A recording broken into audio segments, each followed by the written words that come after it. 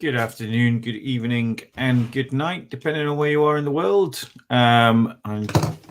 Today we are, in theory, having a debate with Omar, who wanted to respond to the video that I put up, which was a response to Shamsi, who was saying that I was just insulting the Prophet. And I put up a response video pointing out that these weren't insults; these were what Islamic texts are saying about Muhammad. And Omar wrote to me. We've had him on before. He's a pleasant guy, respectful, and he wanted to debate me. So I've sent him the link. He knows that we're starting at 7. But I only have just sent it a minute ago, so I'm going to give him a bit of time to come in, and we're gonna have a debate. So that is the plan, guys. So just while we're waiting, I want to talk a little bit about the Palestine-Israel issue and just a few observations with regards to the kind of conflict that's going off and some of the lines of discussion and dialogue that are happening. And one of my first observations is that many a pro-Palestinian protester would say that you can be anti-Zionist without being anti-Semitic. And if that's true, then it follows that you can be anti-Islam without being Islamophobic. And I just wonder if those who argue for... All right, Obi's here. Obi, I sent you the link. It's in your email box. So if you click on the link, you should be able to get in. Let me know if you've got any problems, Obi, and I'll resend it. So...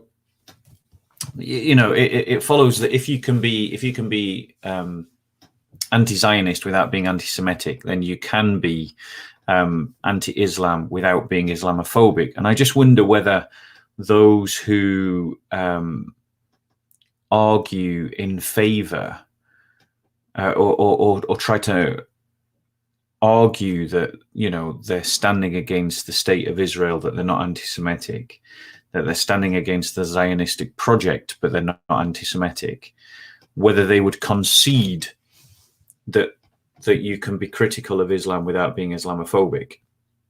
And I don't think that the rest of us should let them get off the hook. It's kind of like, you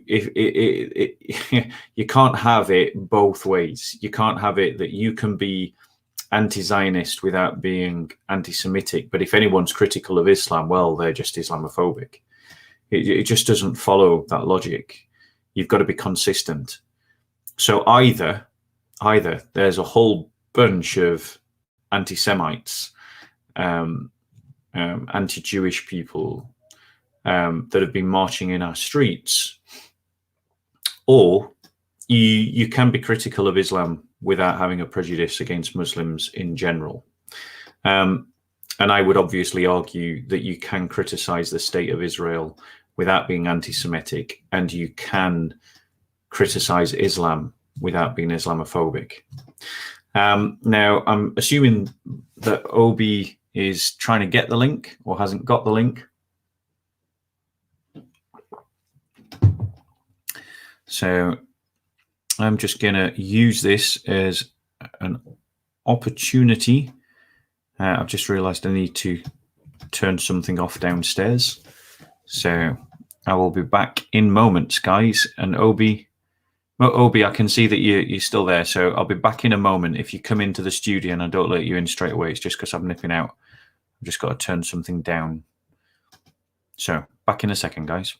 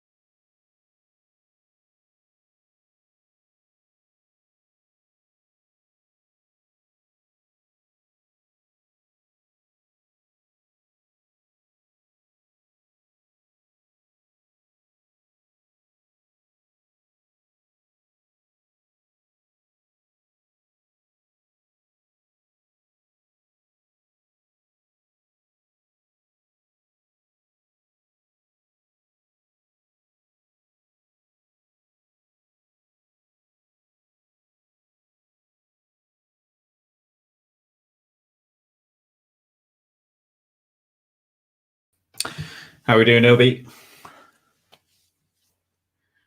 Can you hear me, Obi? He might have taken a step away from his computer. So just while... Obi, can you hear us? Hello, Obi. Obi. Hello? Hey, there we go. Obi, I can hear you. Can you hear me? Hang on, Bob. I don't think I can hear you. I'm not sure if you can hear me. I can hear you. Can you hear me? You can hear me, yeah? Okay, I can't hear you. You can't hear me. Right, hold on then. Hang on a minute. Let me just see something. I think the fault is going to be on your side, mate. Yeah, no, it is me. It is me. Yeah, you can hear me now? I can. Let me just... Yeah, I got you. Can everyone else hear us both? Could you put in a 1 or a 2? 1 for yes, 2 for no. Can you hear us both? Can you hear both me and Obi? Anyone? I know it takes a minute. There we go. Brilliant. Could we have someone come in and be a timekeeper? Yeah. Up to you, mate. Yeah. So I'm going to put a link into the chat. And this is just for one person to come in who's willing to do the timing for us to begin. And no matter what, guys, I've got to stop at 9. So wherever we are in this debate, at 9 o'clock, it's got to end. So this is just for one person to come in and do the timekeeping, please. Obi, I was having a think today, and I'm going to propose it to you now live, because obviously this is the first you're going to hear of it. Obviously, I sent you an email with a sort of schedule, and I wondered if you would be open to the idea, and if you're not, it's completely fine. We'll just stick to the original, what was agreed.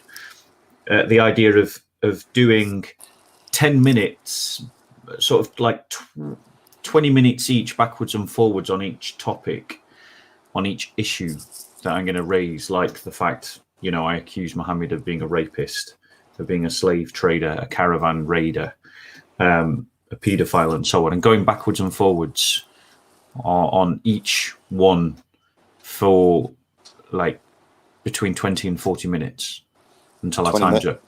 20 minutes seems like a lot, though, doesn't it? Well, it's up to you. I mean, we can stick to the original because I know that I didn't. And can we reduce it to 10, like for each? All right, then let's see how we get on. Yeah. Okay. Yeah. Are you all right with that though? I don't want you to think that. Yeah. No. You, at least you've come and disclosed it to me, so it's absolutely fine. Yeah. Is no one coming on to do the time? Nada. Anybody? Here's the link. Click on the link. I'll need one person to come and do the time for us. Also, guys, if there are any admins that are online, Aladdin is on a community strike. So if Aladdin graces us with his presence, mute him instantly and keep him muted, because until he puts that link up on the video that he stole, I just want him muted in the chat. Okay, it looks like Obi, no one's willing to do the timing on this. We could do it ourselves, Bob. Don't worry about it, mate. Fair enough. Right then. So let me start with prayer, and then we'll get into it.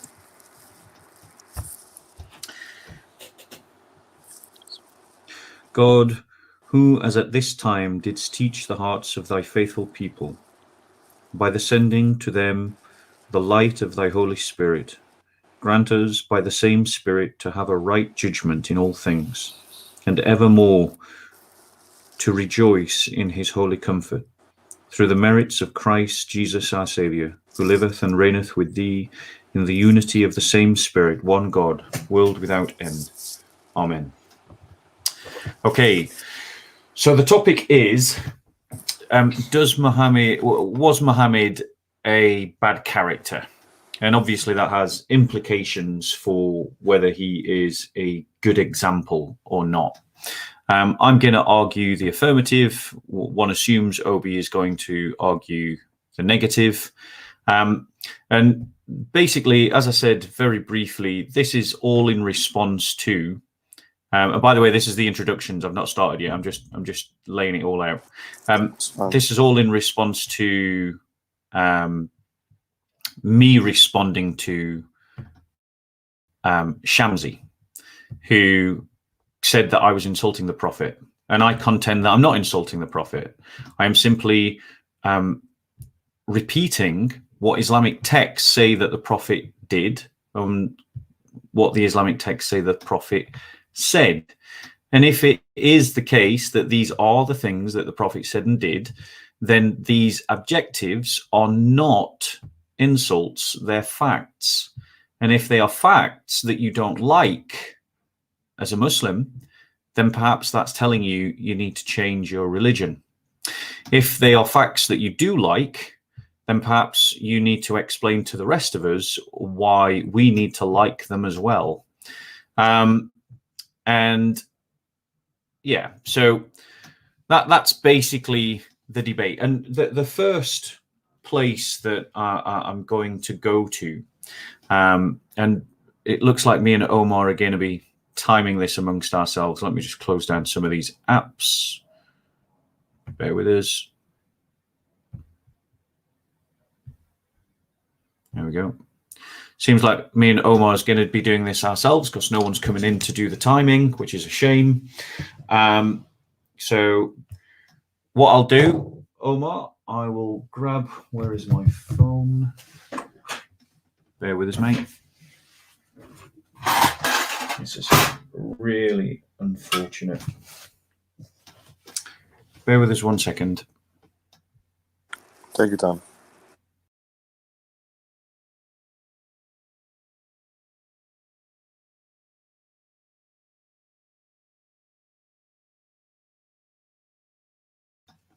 Last chance, guys. If anyone wants to come and do the timing, I would appreciate it a great deal. However, without that, what we'll do is I will trust Omar to keep my time, and then I will assume that Omar will trust me to keep his time. And we'll just do it like that. So this is the last call for a timekeeper.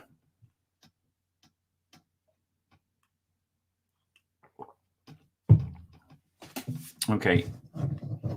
Right. Omar, Obi, even. I'm calling you Omar. That's ridiculous. You've got your name Obi. Have you got a stop clock on your phone? I do, but I can't actually access it because I'm actually talking to you from my phone. But I'm gonna look at the actual time, and I'll do it from there. Okay. Right.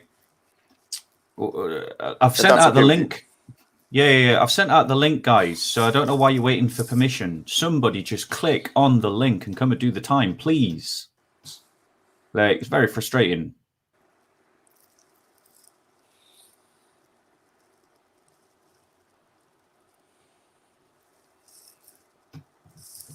I've got someone who's volunteering. Okay.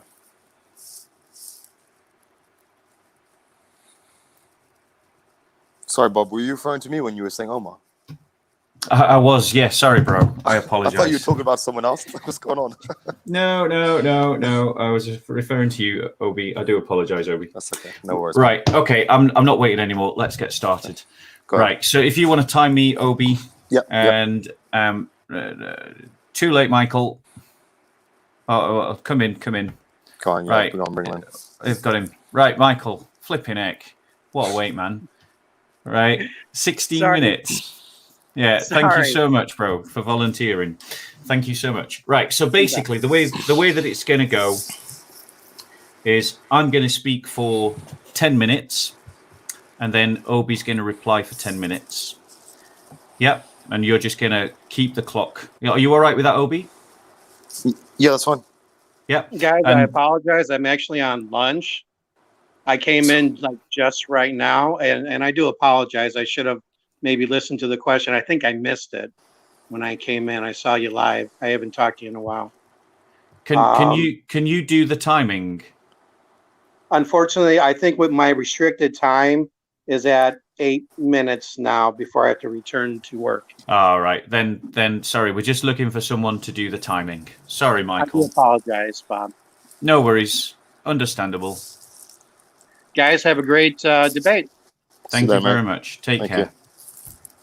Right. Okay. We'll just do this, me and you. Yep. So if you want to start timing me, and I'll begin. No worries. When you're ready. Yep. So the first, the question is, has Muhammad? Sorry, Bob. Before we start, how long is the first bit?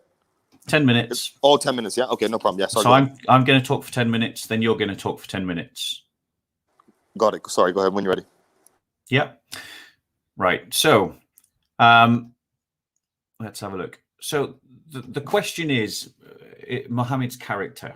Is it a bad character? Because if it's a bad character, then that means that it's a bad example. I don't think it's controversial for me to say that Muslims see Muhammad as the best example in the world, and that they see him as an example for today. And they understand his life to have been captured in a series of literature that they call hadiths, of which the most preeminent are Muslim and Bukhari, and of which the hadith literature is sifted into layers of reliability, one of the highest of which is Sahih hadiths.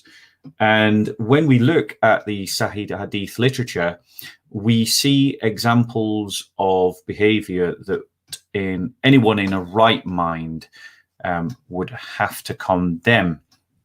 And one example of that would be Sahih Muslim book 008 hadith number 3432, which states Abu Sa'id al-Khudri reported that at the Battle of Hunain, Allah's messenger sent an army to Autas and encountered the enemy and fought with them, having overcome them and taken them captives. The companions of Allah's messenger seemed to refrain from having intercourse with captive women because of their husbands being polytheists. Now, the thing is, these women had literally just been captured. The way that the wars were fought in the kind of 7th century is that for your women to be captured, it meant that your tribe had been defeated in combat. That means your fathers, your fathers, your brothers, your cousins, your male relatives have been defeated in combat,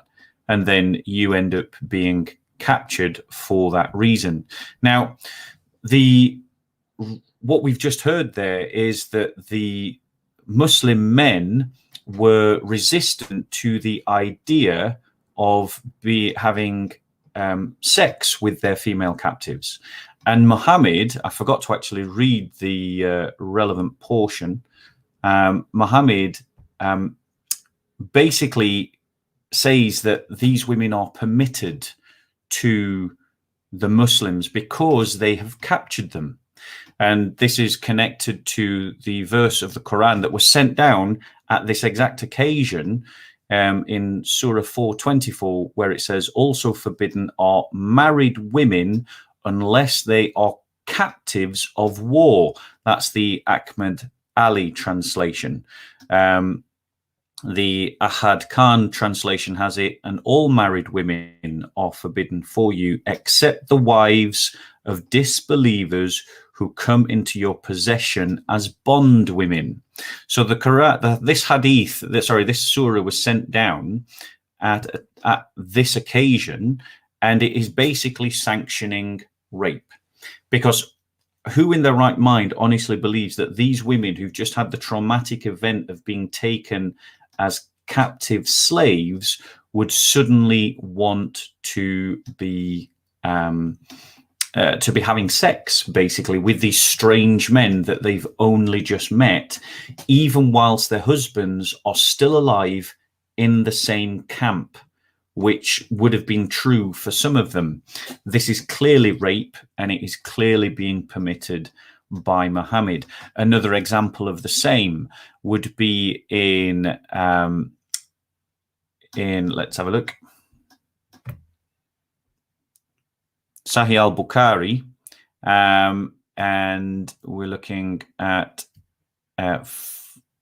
where is it? Let's have a look. Sorry. So Sahih al-Bukhari 2229 is one way of referencing it. There's multiple others. So your references may differ depending on which version of which numbering system you're using. But it reads thus. And while he was sitting with Allah's apostle, he said, "O Allah's apostle, we get female captives as our share of booty, and we are interested in their prices. What is your opinion about coitus interruptus?" That means to withdraw yourself at the point of climax. The Prophet said, "Do you really do that? It is better for you not to do it. No soul, that which Allah has destined to exist, but will surely come into existence." Now, these are female captives. They are war booty, is literally how they are being described. So we can see that these are slaves, that these are people who have been captured. They're not there by choice. And it is saying to them that that it is okay to ejaculate inside them during the act of sex. Now, this is, again, an example of rape. Do you honestly believe that these female captives who've just seen their tribe defeated, their male relatives crushed in combat, are suddenly going to go, do you know what? Yeah, I feel like having sex with the people that destroyed my tribe, that are now holding me in bondage. This is not a happy scene, ladies and gentlemen, and yet Muhammad is giving permission to rape. Another example to the same, in Hadith, in Sahih al-Muslim, book 16, Hadith 147, we read, Abu Sirima said to Abu Sa'id al-Khudri, "O Abu Sa'id, did you hear that Allah's messenger mentioning Al-Azi?" He said yes, and added, "We went out with Allah's messenger on the expedition to Bil Mustalik," probably killing the Arabic, "and took captive some excellent Arab women, and we desired them, for we were suffering from the absence of our wives. But at the same time, we also desired ransom for them. So we decided to have sexual intercourse with them, but by observing azl, i.e. coitus interruptus." But we said we are doing an act, whereas Allah's messenger is amongst us. Why not ask him? So here we can see that the act of sex is something that is happening immediately upon capture. Are we honestly suggesting that these women really wanted to have sex with the people that had just taken them and were about to sell them as slaves? Because that's what we're talking about. That we've captured some excellent Arab women and they desired them, i.e. they were horny and they wanted to have sex with these beautiful Arab women, but they also wanted to ransom them. They also wanted to get money for their ransom. So these are not women that they're planning on keeping. These are not women that they're planning on having as wives. These are sexual slaves that they are thinking to sell, but they also want to have sex with. Now, just think, any woman who's listening to this debate, if you were in that kind of situation, would you want to have sex with your captors? This is why the Quran is saying in Surah 4, Ayah 24, also forbidden are married women unless they are captives of war. And these captives of war will become your slaves. They can be sold, they can be traded, and you can have sex with them. That means that these women are being raped and Muhammad is permitting it. Now, in Sahih al-Bukhari, Hadith 371, Book 8, Hadith 23, depending on your referencing system, we have the story of one of the Jewish women that fell into the possession of the Muslim community. I can't remember her name. I'm just looking for it now because I know I'm short on time. The name, it's Safiya bint Huyay, and she was herself raped by the Prophet Muhammad within days of her tribe being defeated for the second time, having already been banished from Medina, and now in the Khyber region being defeated again. Her family has just been defeated, her tribe has just been defeated, and within days of that defeat, even though she had a husband who was murdered and killed, she is then married to the Prophet. I think no one could come to any other conclusion than that she was raped. And how am I doing for time, Obi? You're just there. Just there. Okay, Yep. Brilliant. So Right. if you want to finish your sentence, or I don't know. Yeah, so basically, in conclusion, we've seen from Islamic sources that Muhammad permits rape, and Muhammad rapes himself women that are his captives. Okay. Obi, let me just get my start clock. In fact, I'll do it from the same timer you're doing it. I'll do it from the computer timer. Go on, when you're ready. No worries. Okay. So the first thing we're going to address is the issue of concubinage in Islam, because that seems to be the thing that you've targeted first. So we'll go there. So obviously, this is something which has been around. It's something which is biblical.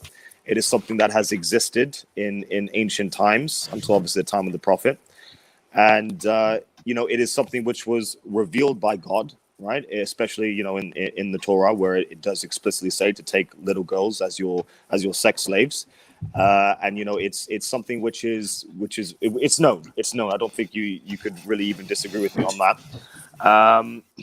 So it's very clear. Exodus, Deuteronomy, it's clear in Samuel what is to happen to captive women. This is all very clear. Now, the difference is when it comes to Islam, is that these women are given rights. So I guess a concubine is the wrong word. It's not really a word that I use. It's an English term. Ma malakut aymanukum. I don't even know if right hand possess. It's people who are under your guardianship. That would be the best sort of rendering of what that is, and that's according to classical scholars and how they would have described it. Right, as you know, when any translation is given from one language to another, especially two languages which are so far apart, they don't even have any common ancestry between them.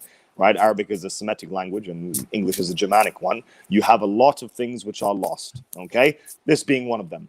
So when it comes to these individuals who are taken in battle, right? Just like in biblical times, you offer them rights, right? For instance, if a woman, right, who is taken in battle is now, and her husband has been defeated, they've been destroyed as an army, right? Back in those days, especially if it was, if we're talking about biblical times, they'd be raped and killed and left there, and that would be it, right? That would be it. There would be no safety. There'd be no one to protect them. There would be absolutely nothing, okay? And probably their children would be killed as well. Now, when it comes to Islam, and all the fuqaha are agreed on this, is that when you take a woman like this, especially if she has children, those children now have rights over you. Okay, so they are now being encompassed in your household, and they are to be treated well. And we know this through many hadith that talk about how you should be treating people who are now under your guardianship. An example would be when people like David Wood try to use the word slave, right? Especially when they try to say the whole black slave thing as well. The word slave actually isn't found anywhere in the hadith. This is him giving his own sort of narrative to it, right? The word for slave is abd. And it's very clear that the only abd as a Muslim you can be to is Allah. Okay, the only slave that you can be to is Allah. The only servant you can be to is Allah. And slave in itself is the wrong word anyway. Okay, another example of an incorrect rendering because of language change. So when it comes to Surah 424, right? I believe you did bring that up. So free. This is how I'm giving you the Dr. Mustafa Khatab, the clear Quran. This is how it's translated, okay? But if any of you cannot afford to marry a free believing woman, then let him marry, hear that word again, marry a believing bondwoman possessed by one of you. Marry. Okay, so straight away we see here that the word marry is being equivocated for two people. The one who is a free believing woman and the one who is a bondwoman. So the thing of marriage is taking place. All right, zawij is taking place. It's the exact same thing. And by the way, this is biblical, okay? Because when Moses took when they took the women, well, not the women actually, he told them to kill the women, but when they took the little girls as slaves, they actually said after 3 months you should marry them. All right, you should marry them. And after you marry them and you don't like them, then send them on the way because you've insulted them or you've embarrassed them or you've dishonored them. Okay, so this is we're actually seeing something which is a better sort of solution for this sort of problem. So instead, obviously thinking back then, when a battle is lost by an opposing group, opposing belligerent, what would happen was either the women are slaughtered, the entire camp, the entire tribe is slaughtered, right? Or the women are raped, and that's it. And we see this even in modern day. Your Western countries, your Christian Western countries, even today, when they entered Afghanistan and when they entered Iraq, they pillaged and raped women and killed them. Okay. Now Islam offers an alternative to this, right? So instead of killing them and raping them, as we saw with the Christians throughout pretty much all of the ages, all the Middle Ages, and as well as the biblical times as well, you take them, you take care of them, and you treat them well, just like the Hadith state. Okay, so this is the proper teaching when it comes to this concept. Now, you brought up the Battle of Hunain, and you're making a few mistakes here with the Battle of Hunain. You're assuming that they had sex with them straight away, but that is not indicated anywhere in the Hadith, right? You're reading that into the Hadith. You know very clearly, because you stated it in your last stream, that you are required to wait for their iddah period before you can do anything with the woman, before you can marry her. Okay, remember, we're going back to verse 424 now, okay, that you marry them. Okay, these bond women who come into your possession, you marry them. All right, and this cannot take place. You cannot have intercourse with anyone until that iddah period has taken place. The way you've painted it, right, the narrative that you've set for this is that this has happened straight away. Yes, if you were correct in your statement, in your narrative, yes, it does sound a bit like rape. It sounds a bit like the rape of the Old Testament, actually, that we're all too familiar with. But this is not the case, right? You know very well, all the scholars, all the classical scholars are unanimously agreed on this, that you do not have sex with a woman before her iddah period is up. This is basic. This is basic fiqh issues here. Okay, this is what we're talking about. All right. So that's the Battle of Hunayn taken care of. I believe, how much time do I have left? I have about, say, 3 minutes. 3 minutes, okay. All right, so I believe you mentioned, what was her name? Safiya bint Huyay. I believe you mentioned her, the Jewish woman. Now, obviously, there is some, I don't think it's controversial, but there is some controversy surrounding her. The fact that this was a woman who was beaten by her husband. She experienced months and months and months of domestic abuse. In fact, before the invasion of Hunayn, or the invasion of Khaybar, which led to the Battle of Hunayn, before that even took place, first of all, the reason why the Muslims were attacking this Jewish tribe was because this Jewish tribe was trying to create a confederation of different Arab tribes to attack Medina and to destroy the Muslims. Okay, so this was war. This was a legitimate war, okay, between these two sides, and it was a defensive war by the Muslims. So the Muslims met them in the Battle of Hunayn, and the Muslims, who were outnumbered by a lot, as usual, defeated them.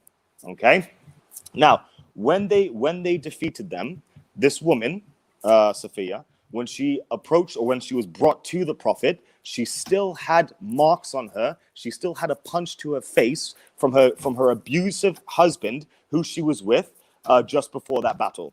Right? I'm not sure if you know anything about women, Bob, but when you beat them and when you hurt them and when you leave marks and batter them, they don't seem to take too kindly to that.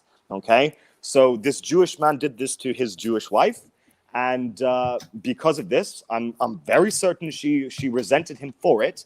And because of that, she went and she accepted the marriage of the Prophet. This is something that you leave out. You leave out the fact that she accepted that marriage. The Prophet offered her freedom. All right, it was offered to her, and she refused it. She was happy to be with him. Bearing in mind, this is a woman who had a dream of the Prophet. She dreamed of him, and this was the reason why she was punched in the face by her husband. Okay, so it's very important when we talk about these issues, we do not mischaracterize them. Despite the hatred we might have for each other's religions, we should not mischaracterize what is actually happening in the text, and we need to take the Islamic corpus in its entirety and not just nitpick and change narratives and things of that nature. Okay, so I'm done, Bob. If you wanna come back on that, I'm happy to allow you. Okie dokie. So I'm gonna go from now until 50 minutes. Yeah, until 1950. Okie dokie. Yep. So I just want to point out to everybody, what did you actually just listen to?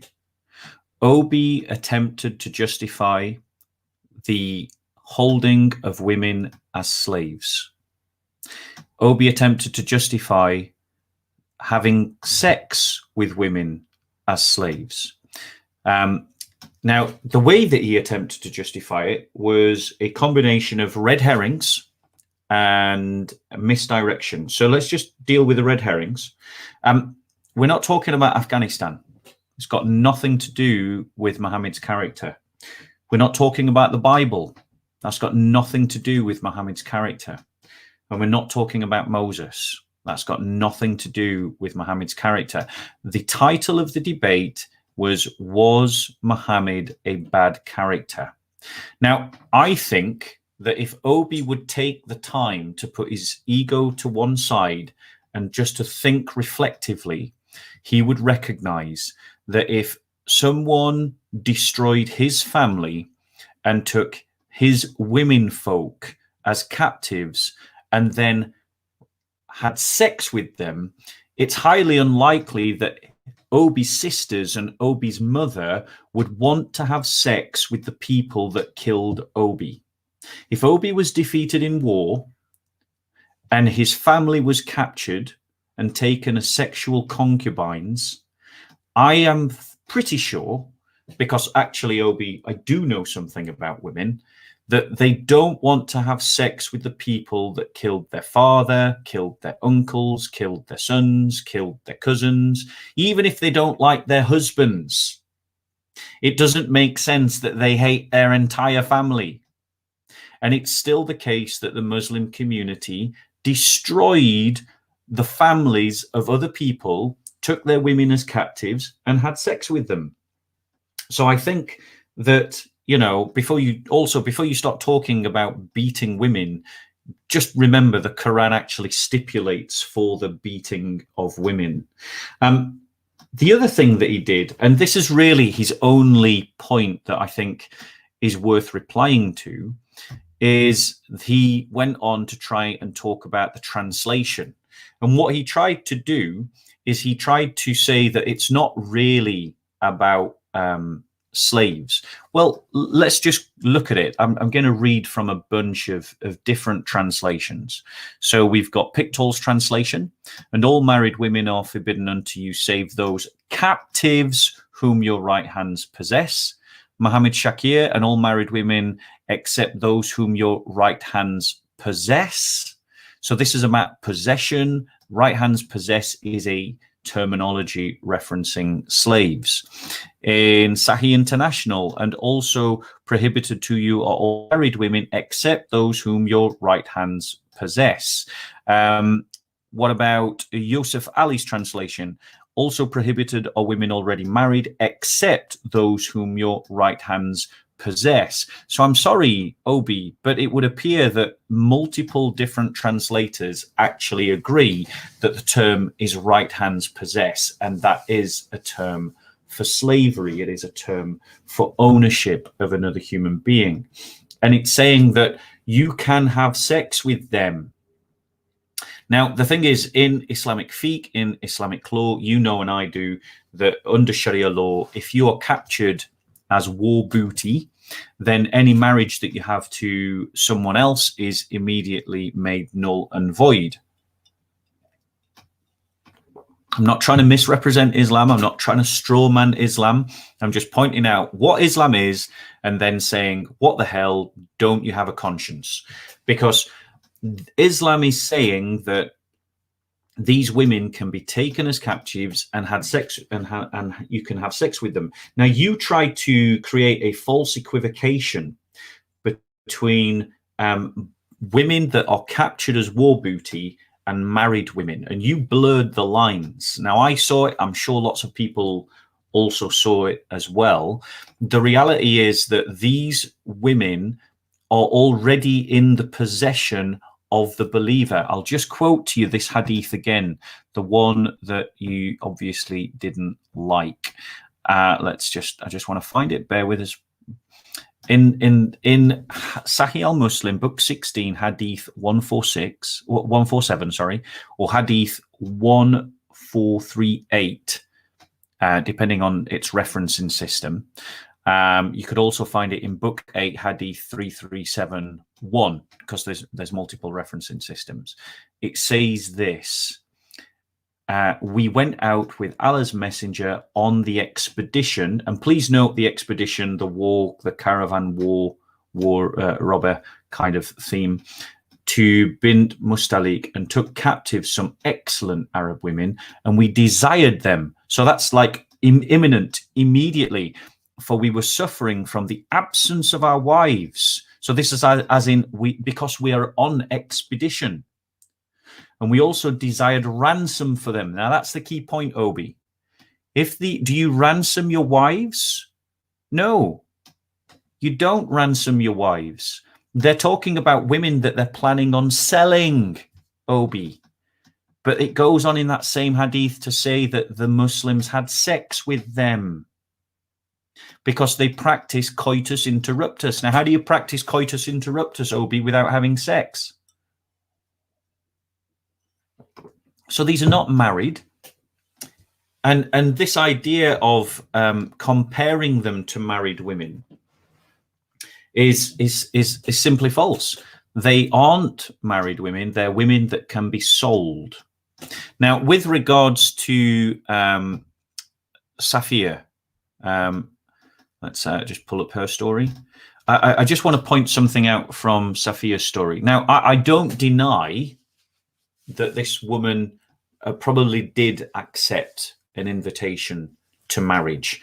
But what I want to draw out is, what level of consent can a woman give when her entire tribe has just been destroyed and she is your captive? What level of consent can she give when she has all of her allies, all of her networks destroyed, and she's now at your mercy? I don't think that she really had much of a choice. Now, let's just look at her story, because I'm going to pick it up from here. The people came out of their jobs, and some of them said, Muhammad has come, some of our companions added, with his army. We conquered the Khyber, took the captives, and the booty was collected. So there's that caravan raiding war party theme. Dia came and said, "Oh Allah's Prophet, give me a slave girl from the captives." The Prophet said, "Go and take any slave girl." He took Safiya bint Huyay. A man came to the Prophet and said, "Oh Allah's Messenger, you gave Safiya bint Huyay to Dia, and she is the chief mistress of the tribes of the Qurayza and Nadia." Now Nadia had already been victims of earlier Islamic aggression. It's interesting to follow their story. So this woman's already suffered twice at the hands of the Muslims, and she befits none but you. So the Prophet said, "Bring him along with her." So Dia came with her, and when the Prophet saw her, he said to Dia, "Take any slave girl other than her from the captives." So they're just swapping these girls around. Now, considering that we can credit this girl with some kind of intelligence, she could probably see the benefits of marrying the Prophet. And why? Because her family has just been captured of slaves. If she marries the Prophet, then she becomes the relative of the Prophet, which means that her extended family become the relatives of the Prophet. And that means that she increases the position of what family remains. This is not a woman that's making a free choice. She didn't leave the Khyber and come and join the Muslims. She didn't abandon her Jewish tribe and then join the Ummah. She owned the Prophet after she had become a captive. So this idea that she's making a free choice, Obi, is just in your head. And I would simply ask you, as I'm closing, if Israel took women and children from Palestine and distributed them amongst their soldiers, and they were having sex with them, would you be complaining about it? Would you be saying, this is a crime, this is horrific, why isn't someone stopping Israel? Why is the IDF taking Muslims as slave girls and having sex with them? Would you? And do you honestly think that those women would suddenly want to be having sex with their nemesis, their enemies? Because that's what the Muslim community was to the Al-Nadir. That's what the Muslim community was to the Jewish Confederates that rose up an army and went out and fought them. Over to you. Right. Okay. So you've mentioned a few things, kind of stayed on the same topic, which is fine. So I just want to go back to the hadith you talked about with coitus interruptus, because again, you mischaracterized the hadith. Nowhere in there does it say that they then practiced coitus interruptus. It says we wanted to practice coitus interruptus, and they're wondering what it is they will be able to do after the iddah period is finished. Okay, and then they go and address the Prophet, and they ask him about coitus interruptus, and the Prophet says, any soul that is destined to exist will exist. The end of the hadith. Okay, what your little blase at the end there, that's all you. Okay, that's not speaking to the reality of the hadith. All right, so that's the first thing I wanted to address. Secondly, I found I'm reading Sahih Muslim, and I'll just tell you the translation here. So Surah An-Nisa, verse 424. So this I've read to you already, Dr. Mustafa Khattab. You said I've mischaracterized the verse. No problem. Let's go to Sahih International.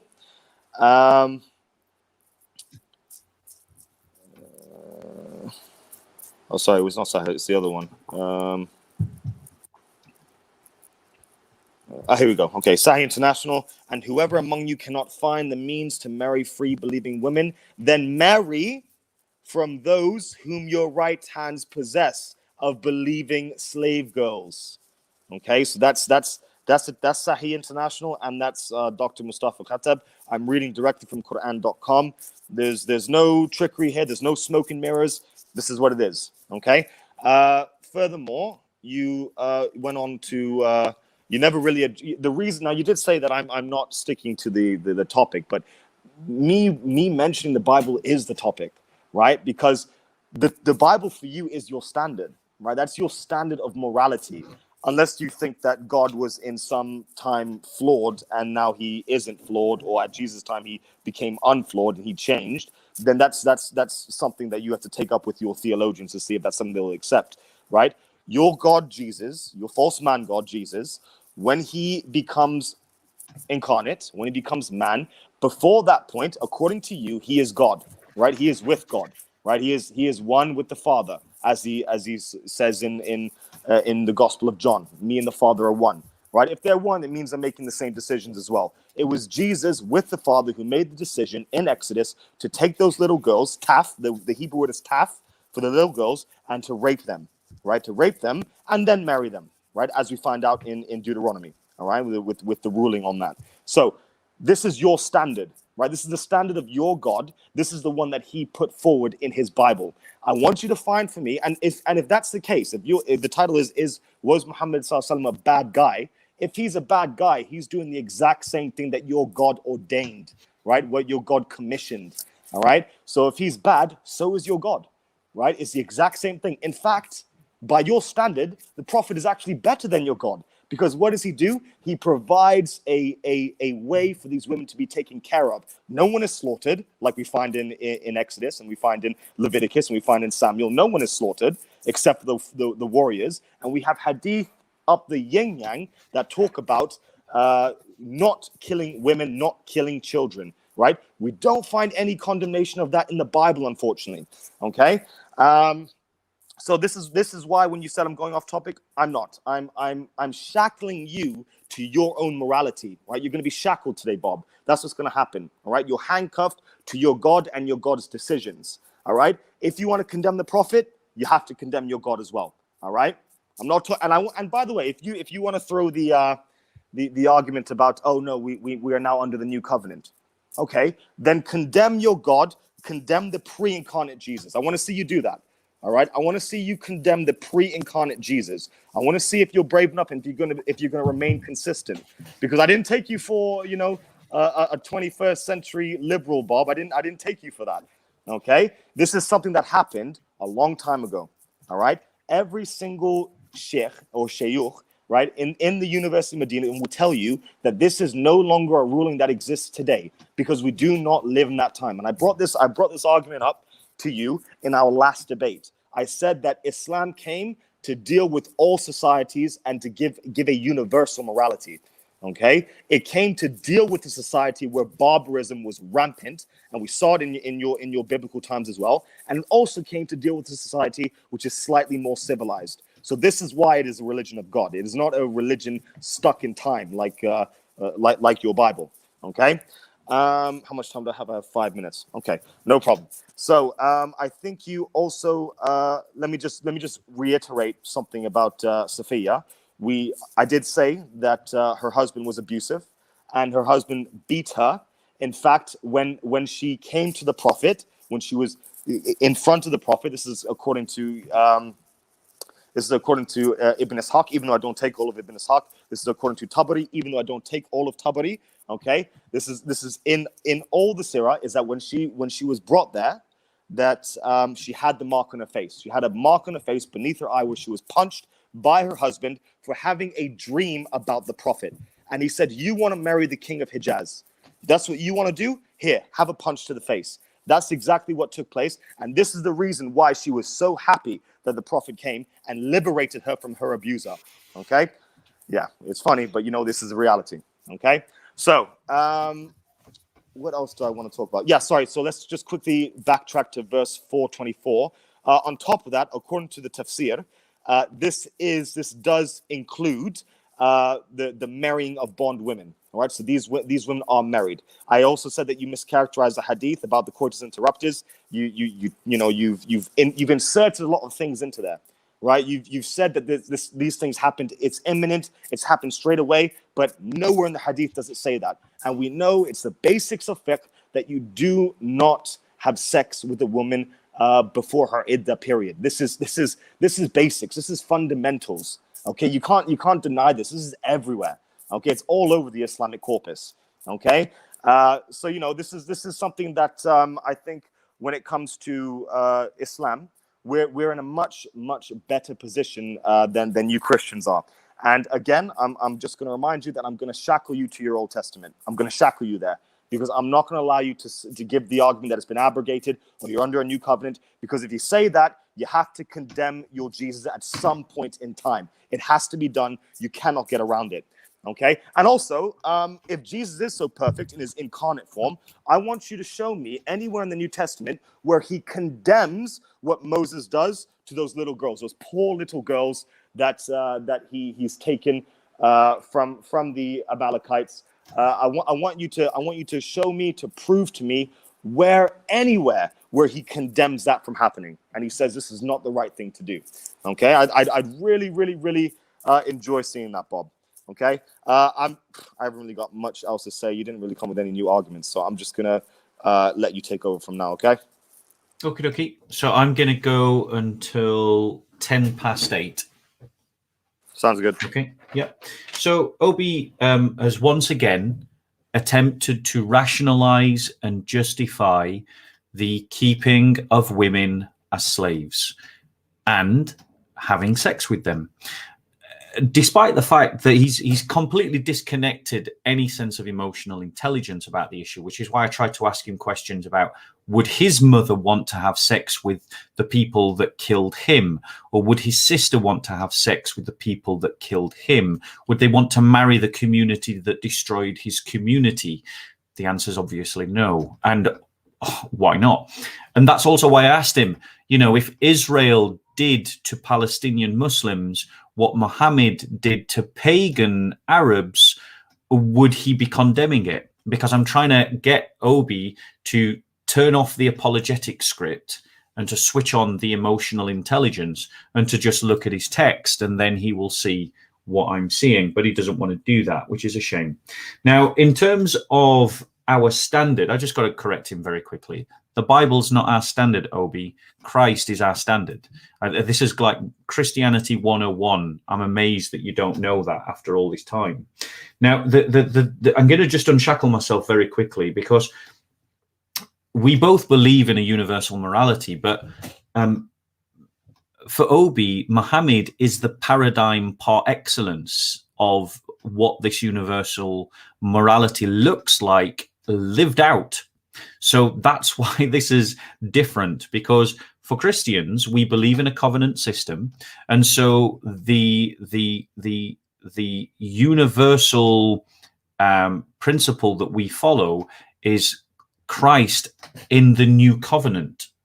So we believe that within each covenant, the systems that God is governing his people is to do with what God is achieving in that covenant.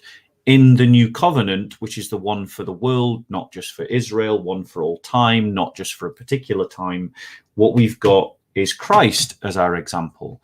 And we don't see Christ owning slaves, do we? No. He actually says that I have come to set the captives free.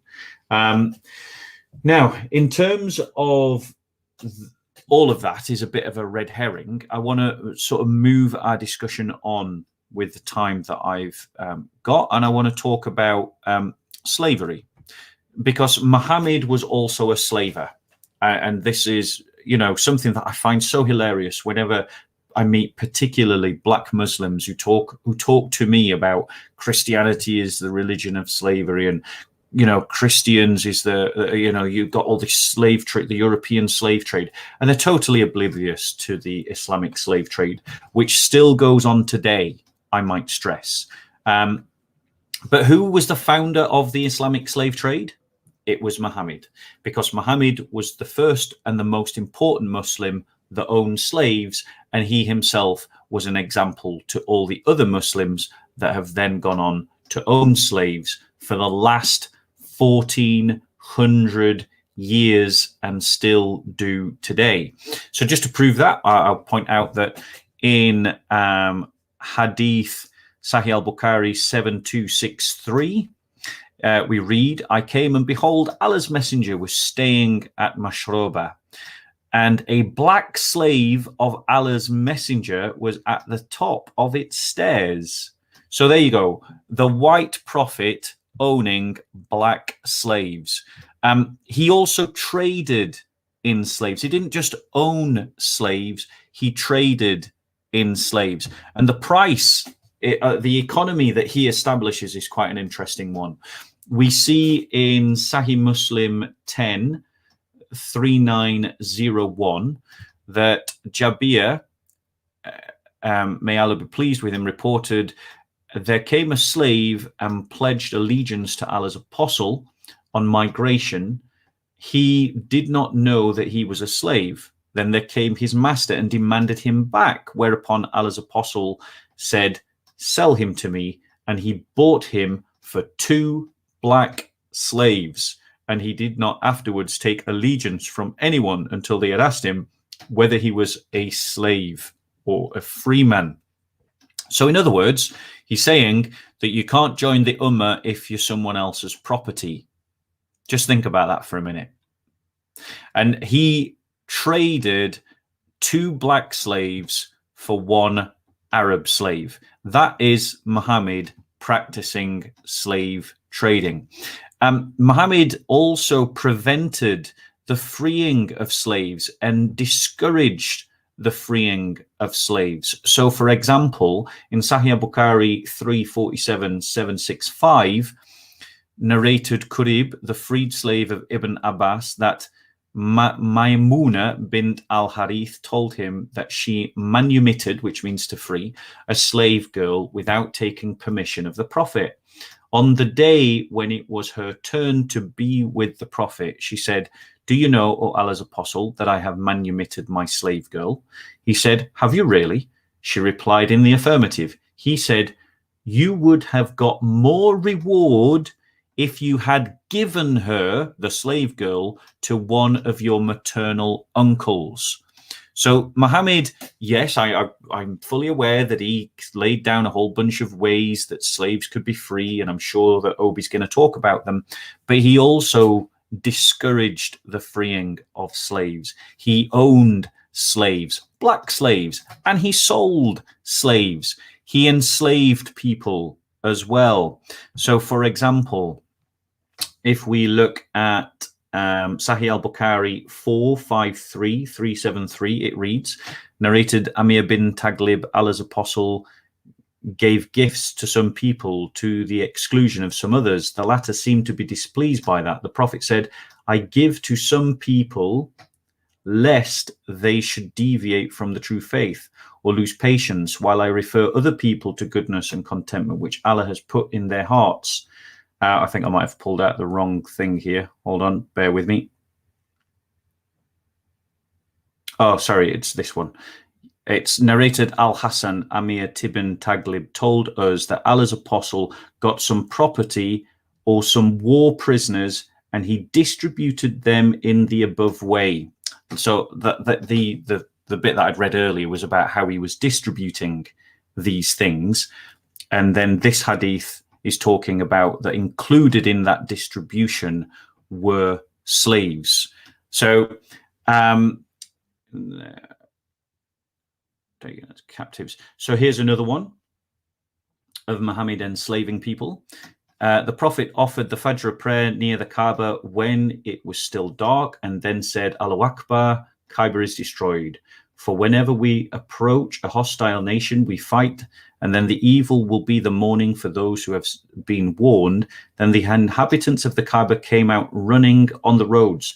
The Prophet had their warriors killed.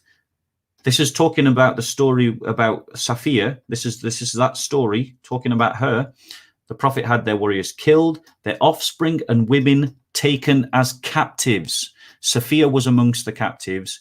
She first came in the share of Daya Akali, but later on she belonged to the Prophet. So conclusively, ladies and gentlemen, without any shadow of a doubt, Muhammad was a slaver. Now, the thing is, Does Obi think that is a good example or a bad example?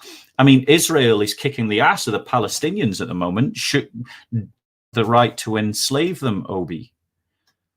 You know, if there was and let's be honest, if any of these actions that Muhammad did to others were done to the Muslims, they would be crying out Islamophobia.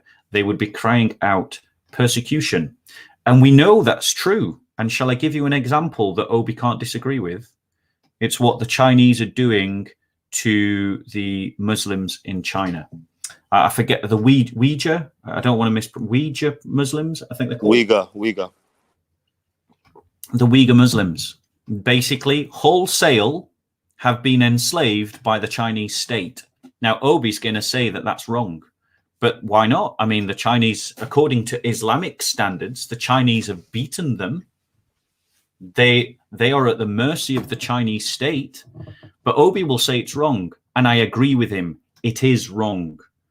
But Obi will say it's wrong when someone does it to the Muslim community, but it's okay when Muhammad does it to someone else. And I'd be interested to see whether he's going to defend the Islamic slave trade. I mean, I'm interested, Obi, at what point would you say that, if you do at all, that the Islamic slave trade is wrong?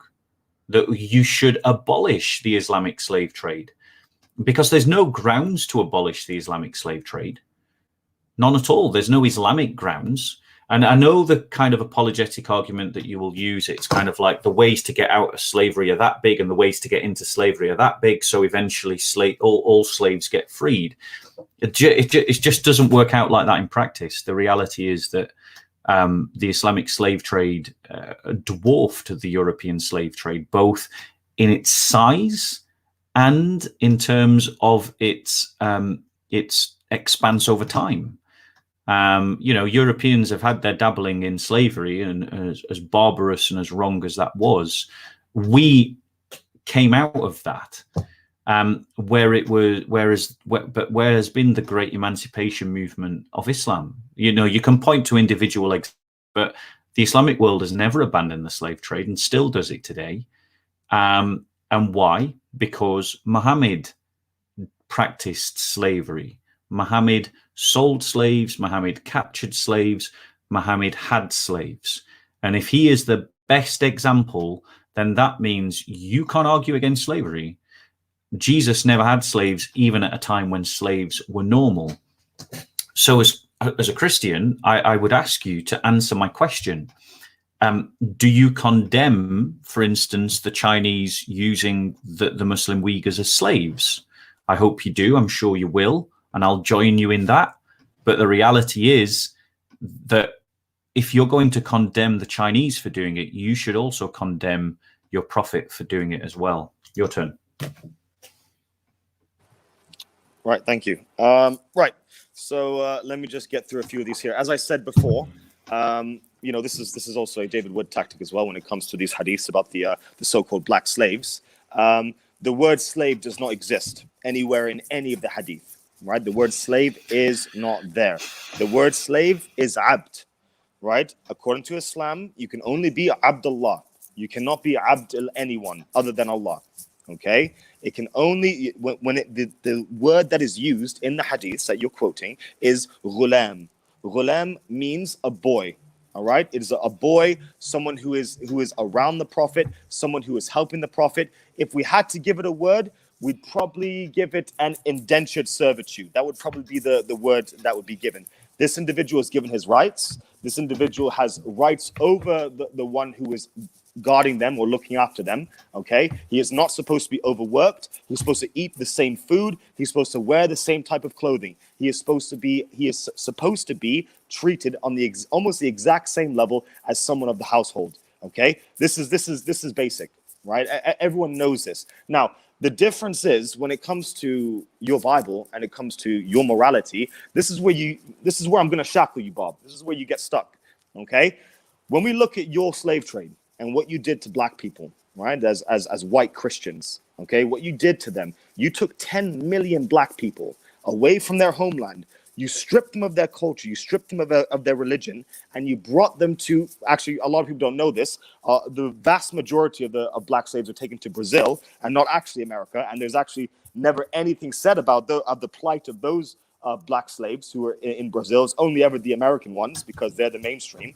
But when it comes to those people's rights, they had none. They were cattle. They were literally cattle, right? We did not have this concept. We've never had this concept. So when you use the word slave with me, right, this is not a word that I recognize because I do not have slavery in my religion. Your religion does, okay? And your religion exacted that definition of their slavery on black people. We have clear precedent for this. You can't go against it. All right, you're not going to deny 16 to 1800s black slavery, are you, Bob? Okay, so and we get this because we look at things like in Leviticus, right, when it talks about slaves and talks about beating slaves. You can beat a slave to death in your religion. You can beat him to death, and the person who's beaten him to death will not be held accountable for it. Why? Because if he beats his slave so badly that he is almost dead, but he's clinging to life, and he dies 3 days later, then that master has no responsibility on killing that slave. He doesn't have to pay anything, okay? Now, in Islam, if you kill someone, especially if you kill a Muslim, then you will be killed, all right? As it says in the Old Testament, right? Those who shed blood shall have their blood shed, all right? Exact same concept. Seems like we have the same God as the Old Testament and someone else doesn't. Right, so... where was I? Okay, so when it comes to slavery, or I'm not going to use the word slavery, when it comes to indentured servitude in Islam, okay, you were right. You can only acquire indentured servants through jihad. This is the only way. If there is a war between two sides, and by the way, this isn't the only option. There can be a ransom. There can be they could just set them free if they want to. If there's like a greater interest, remember, Islam is about diplomacy as well. Okay, and that's sort of why I'll answer that bit later about the Palestine and China issue. But anyway, when we look at where Islam was in the world and where indentured servitude was, we go to West Africa. Okay, we see that those individuals in West Africa were instituting the exact same type of indentured servitude that would have been instituted by the Prophet. They ate with the people under their guardianship. They gave them the same type of clothing. They never beat them. You cannot hurt your slave. You cannot overwork him. This is clear from our hadith literature and corpus. Okay, it's very, very clear. Whereas it's not clear in your Bible, just so you know. So I'm shackling you to that. But anyway. Because we clearly have a better example. So anyway, when it comes to that, and when the Europeans first came to West Africa and they saw this happening, they were confused. They said, "Hang on a minute, are these slaves or are these your family members?" We have no idea. Ibn Battuta as well. He was the same person that said these individuals in West Africa, they are treating slaves the exact way that the Prophet would have treated slaves, with hospitality and generosity and taking care of them, not like how we see with your white Christians who took black people from West Africa, stripped them of everything, raped them, killed them, and they were very religious Christians. Very religious Christians, and I'll be honest, I think they were the best type of Christians as well, because they were following your Old Testament to the T, okay? Don't give me Jesus did this and abrogated that, okay? That did not happen. Show me where Jesus condemns the slavery of the Old Testament. And if he condemns it, then you need to condemn, which you haven't done yet, the pre-incarnate Jesus. I'm yet to hear you do that. You want me to condemn my prophet? Condemn your pre-incarnate Jesus. How about that? That's what I'd like to see. Okay. Lastly, what I want to get onto, when it comes to slavery, you said that you don't know your history clearly. You said the Arab slave trade was a lot bigger than the European black transatlantic slave trade. Clearly not the case. Right, it is nowhere near that level, right? You're talking about 10 million, upwards of 10 million black slaves taken from their homes by white Christians to the Americas. This is what we're talking about. The biggest example of slavery that you will find in history when it comes to the Islamic Empire is the Barbary slave trade, which was in white slaves, not black slaves, okay? And again, they weren't slaves, they were indentured servants, okay? The only other time that you might find is, and it's nowhere near the level of even of the Barbary slave trade or your 10 million black African slave trade, is the Zanj slave trade. This is the only one you'll find. and there is no historian on this planet who will ever say to you that this was anywhere near the same level as what you had from West Africa to the Americas. You don't have to be a genius, Bob. Just go to Iraq. You see there aren't many black people there. There's only one really type of race that's there. You go to Brazil. You go to Mexico. You go to America. You see a diverse society of white and black. How did the black people get there? All right, it's clear. All right, it's clear. All right, they didn't walk from the straits, did they? Okay, that was the indigenous people who did that. All right, now, how much time do I have? Okay, I have about 3 minutes. Okay, what else did I want to mention? I wanted to mention to you, I did want you to obviously show. Oh yes, sorry, Paul. I forgot to mention our good friend, the Apostle Paul, the one who was receiving, supposedly, allegedly, revelation from the now transfigured and glorified Christ, the one who no one else saw except for Paul. Okay, that's why Paul could use that argument that, oh yeah, I know more than the disciples, these super apostles, they know nothing. I am in direct communication with Jesus. And this individual does not condemn slavery. He doesn't. He actually does the opposite. He talks about slavery. He says that if you're a slave, remain a slave. Yeah, don't worry. Give unto Caesar what is Caesar's. Why? Because he believed that the end times were coming, and he was wrong. So clearly his conduit to the divine was a bit faulty. But anyway, so this is someone who did not, someone who's receiving direct revelation from your glorified Christ. He did not condemn slavery, and he clearly told slaves to remain as slaves. This is clear. But I believe it's in Corinthians. You might correct me on that. I'm not too sure, but I know it's there. I've got 2 minutes left. When it comes to the Palestine and China issue, you're right, Bob. It is wrong. It is wrong. You're right. However, Bob, you're forgetting something. If there in Islam, if there is oppression taking place, if people are being killed, and this answers your other point, you kept bringing up my mother and my family and things like that. If there is something like that taking place, where you know that you are outnumbered, you know that you are overpowered, you know that you will be killed, what do you do in Islam? The Prophet did it. He made it a very clear precedent for it. You make hijrah. You move from there. You go to a place of safety. You go to a place where people will not kill you and take you and rape you and kill you like we see in the Bible. Okay? This is the example of the Prophet. You look after yourself, all right? And those who are your brothers and your sisters, all right? And you go to a place of sanctuary, a place of safety where you cannot be harmed.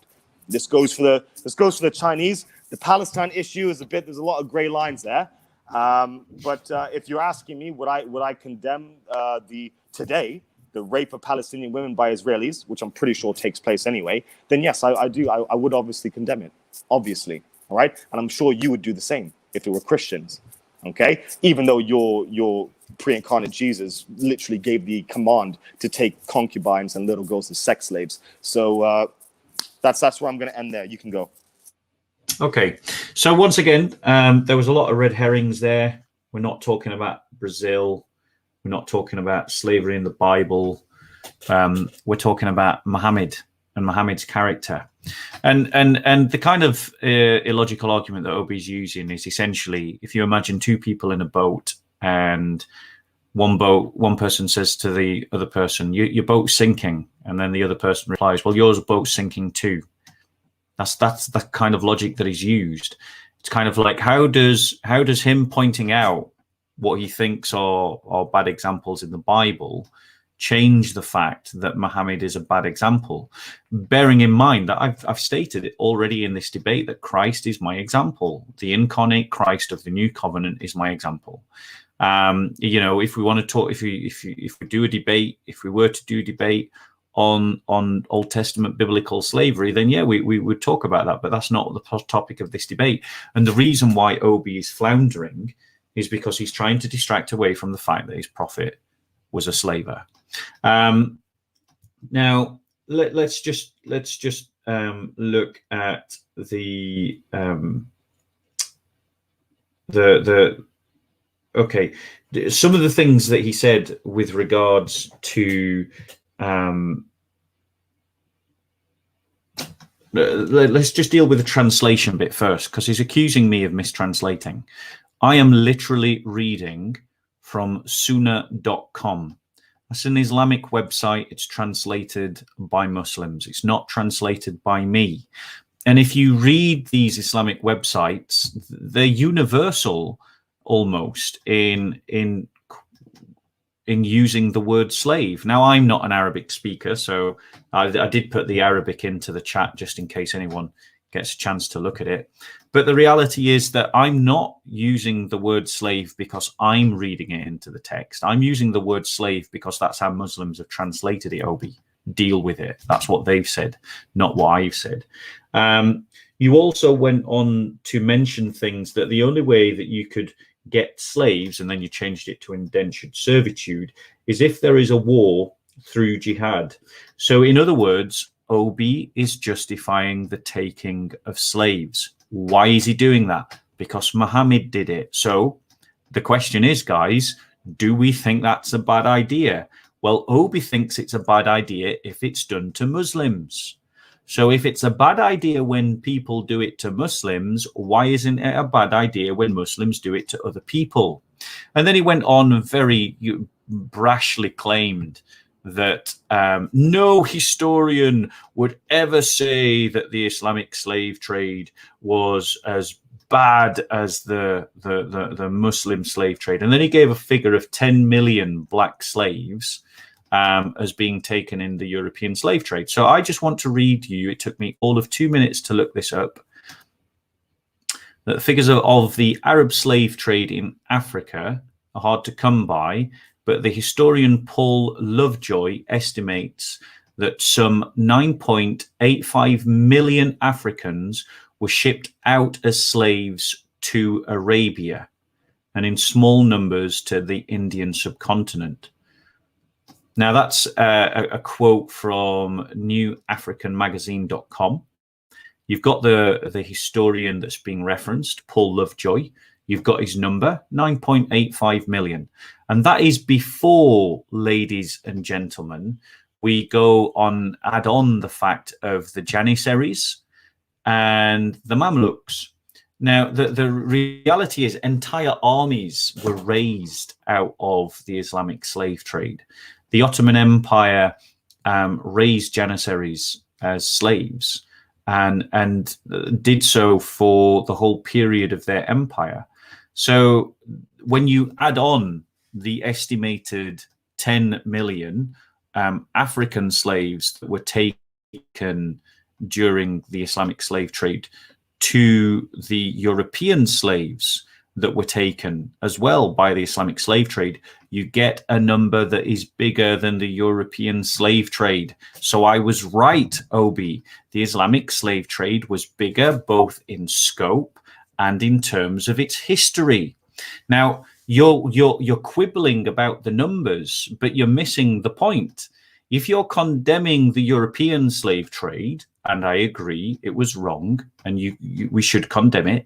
If we're saying that it is wrong, then why isn't it wrong when Muslims do it? Why isn't it wrong when Muhammad did it? This is the point. And you've got this cognitive dissonance going on in your logic because you're admitting in one breath that you think that the European slave trade was wrong, that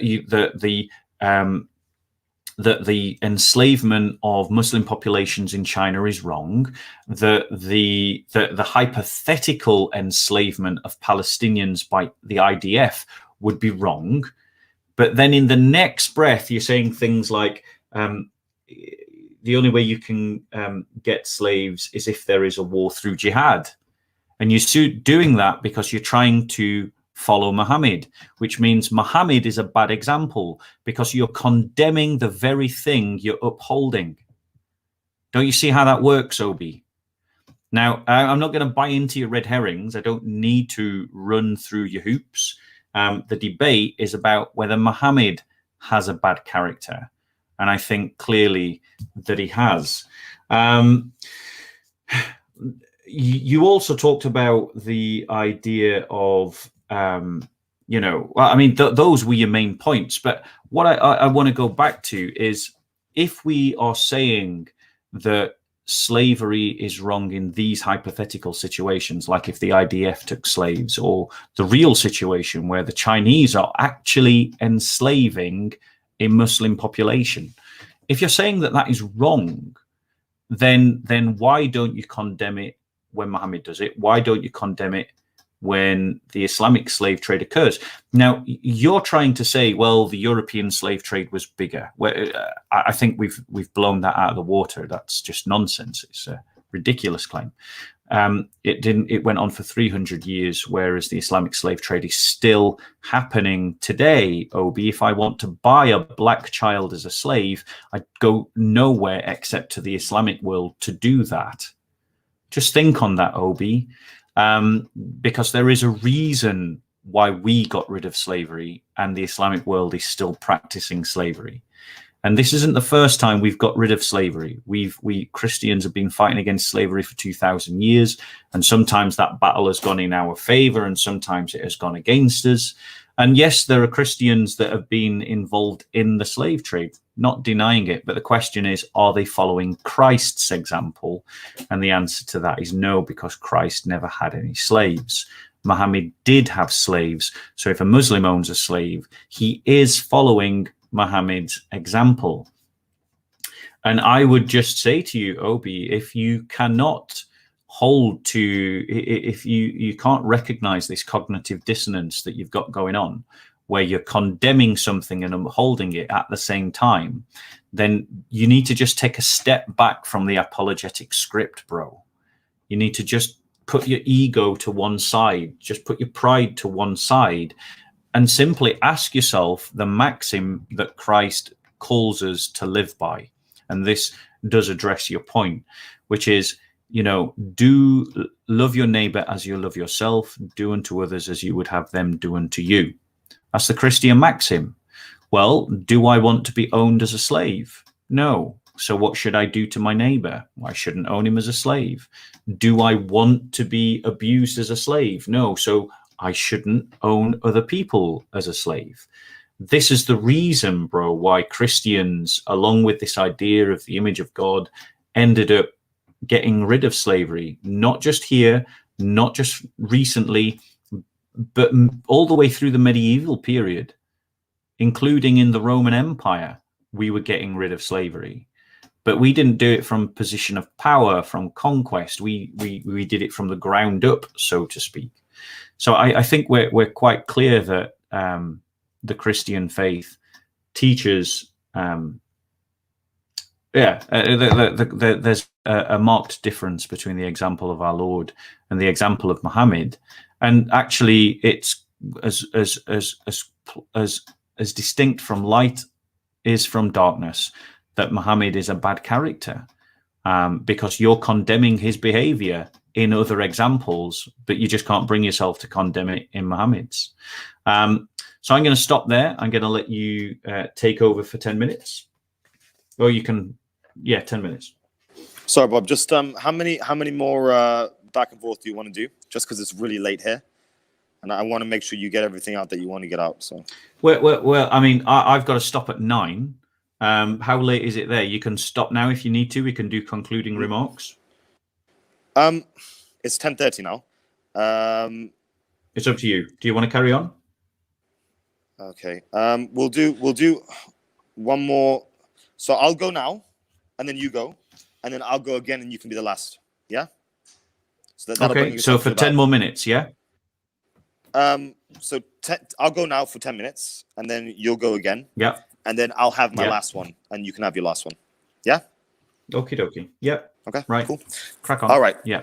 Sorry. Right. So I just I gave you the wrong figure, Bob. I'm a bit. Bob, where'd you go? Hello. Hello.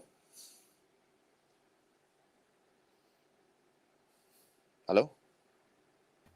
And I'm back. Don't mind me. Crack on, bro. Oh, sorry. Okay. I have something in the oven, so I've just got to nip downstairs. I can wait for you to do that. It's no problem. Okay, that would be great. I'll wait for you. I'll wait for you. No problem. All right. Thanks very much.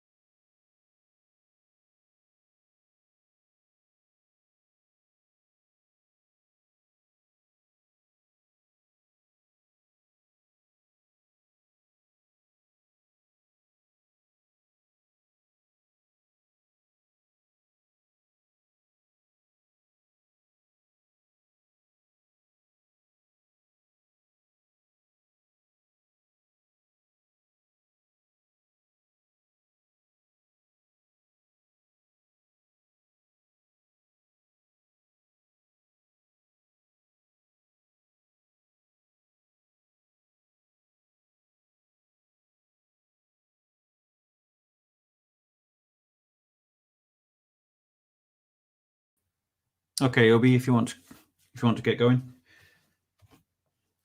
Okay, no worries. Right. Thanks So for your sorry. patience. No worries. Okay.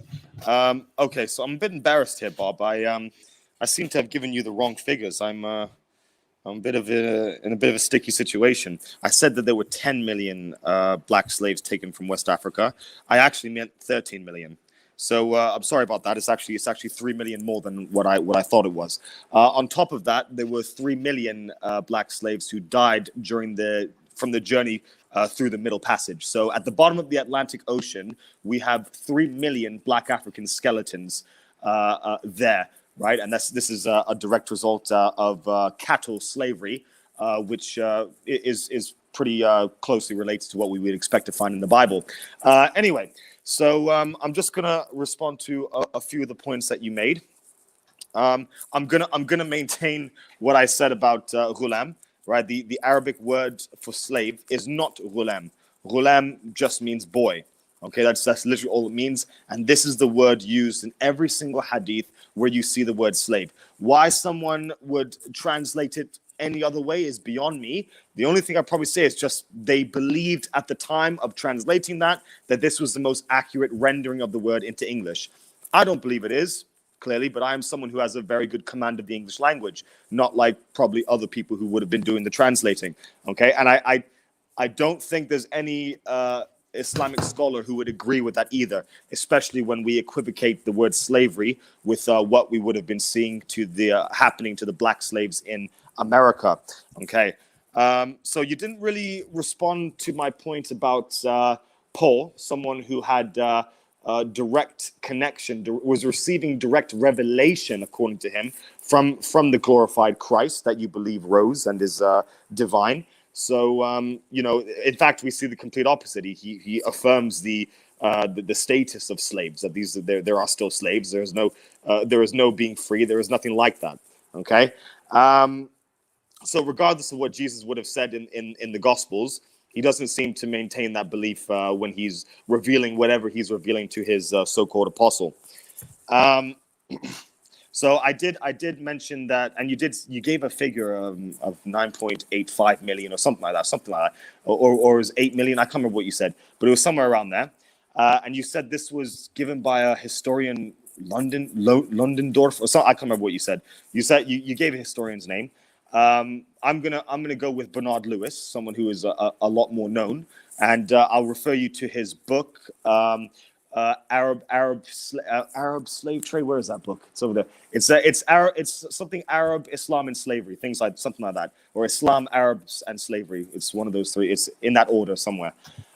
So he actually asserts that the number is nowhere near what we saw in the transatlantic slave trade. So it's a bit disingenuous of you trying to equivocate those two slave trades, especially when our slave trade wasn't actually a slave trade. It was indentured servitude, as I expounded on a lot in my last section. So now what we do now, I'm not saying that injustice never occurred during the Islamic slave trade. In fact, when the Christians got involved with the so-called trade of people in the Islamic Empire, especially from Sudan to Egypt, the Christian Coptics, what they would do is because they liked to sell eunuchs to the Ottomans. They loved selling eunuchs to the Ottomans. So they themselves would castrate black slaves. And by the way, the Coptic Christians who you love, right? You love them, which is very interesting. But they're actually very, very racist. They're incredibly racist.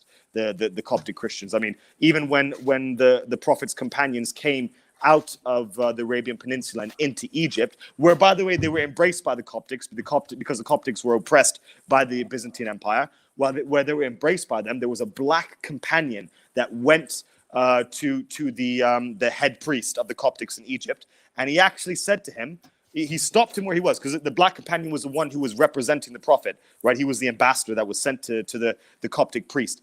And he said to him, "Why are you talking to me? You're black. Give me one of your other companions to speak to." This is the idea that the Coptic Christians had of black people. right? This is what they had in the 600s, and this is, and we can see why they'd be castrating in the 1500s black people in order to give them to the Ottomans. The Ottomans, by the way, refused to do any castrating. Why? Because it is against Islam to do that. It's very clear in Hadith literature that it is the most abhorrent and admonished thing that you can do is to castrate someone. Well, actually, the most abhorrent thing that you can do is take partners with God, which I'm sure you're very well acquainted with. But anyway, so on top of that, I did say to you that the only thing that really comes close to you know the Islamic so-called slave trade, the only thing that comes close is the Barbary slave trade. I mentioned this already, right? 3 million was the number, and these were white slaves, right, from the southern coast of Europe mostly. Okay, you mentioned the Mamluks, and you mentioned the can't remember who else you mentioned. Oh, you mentioned the Janissaries, and I think you mentioned one more. I think the Ayyubids. I'm not sure that the Ayyubids had any slave soldiers, but when you say slave, right, and you look at what a Janissary was an elite warrior who literally would go into the heart of battle, fighting against what they saw as heathen Christians, right? Heathens who took partners with God, and it's not just them who believed it. The Jews believe that as well. Obviously, it's very clear in Tanakh that the Christians, according to that, are heathens because they take partners with God. But they would go in and they would fight with such fervor against these people, right? And you're saying that these are slaves. They were.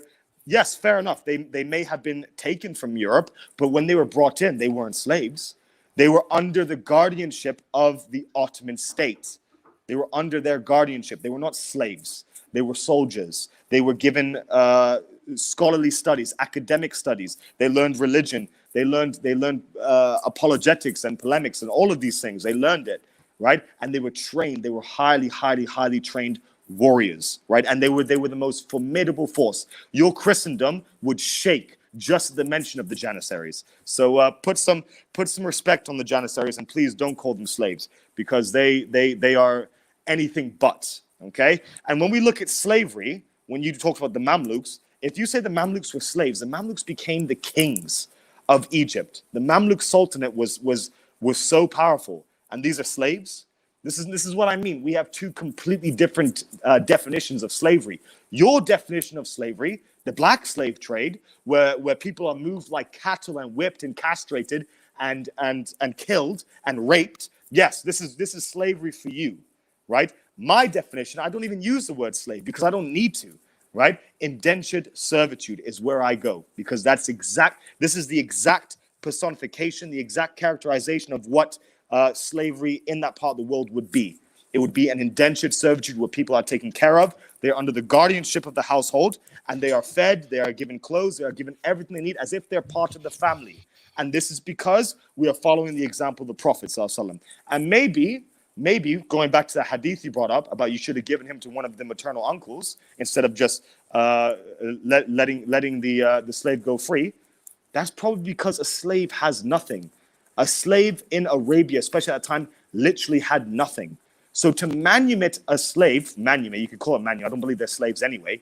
To let an indentured servant go like that, okay, you may be putting them into more danger than you are helping them. That's why the Prophet said to her, you should not have just let her go like that. You should have given her to someone else who would have taken care of her, given her shelter, given her food, given her everything, instead of subjecting her to the elements outside. Right? And we know how savage and barbaric those times were. They were even more barbaric during the biblical times, okay? Which is why we see a barbaric pre-incarnate Jesus. Anyway, how much time do I have? I don't know. We've it's no longer synced. Got one more minute. Sure. One more minute. Okay. 1 minute. Okay. What else can I talk about?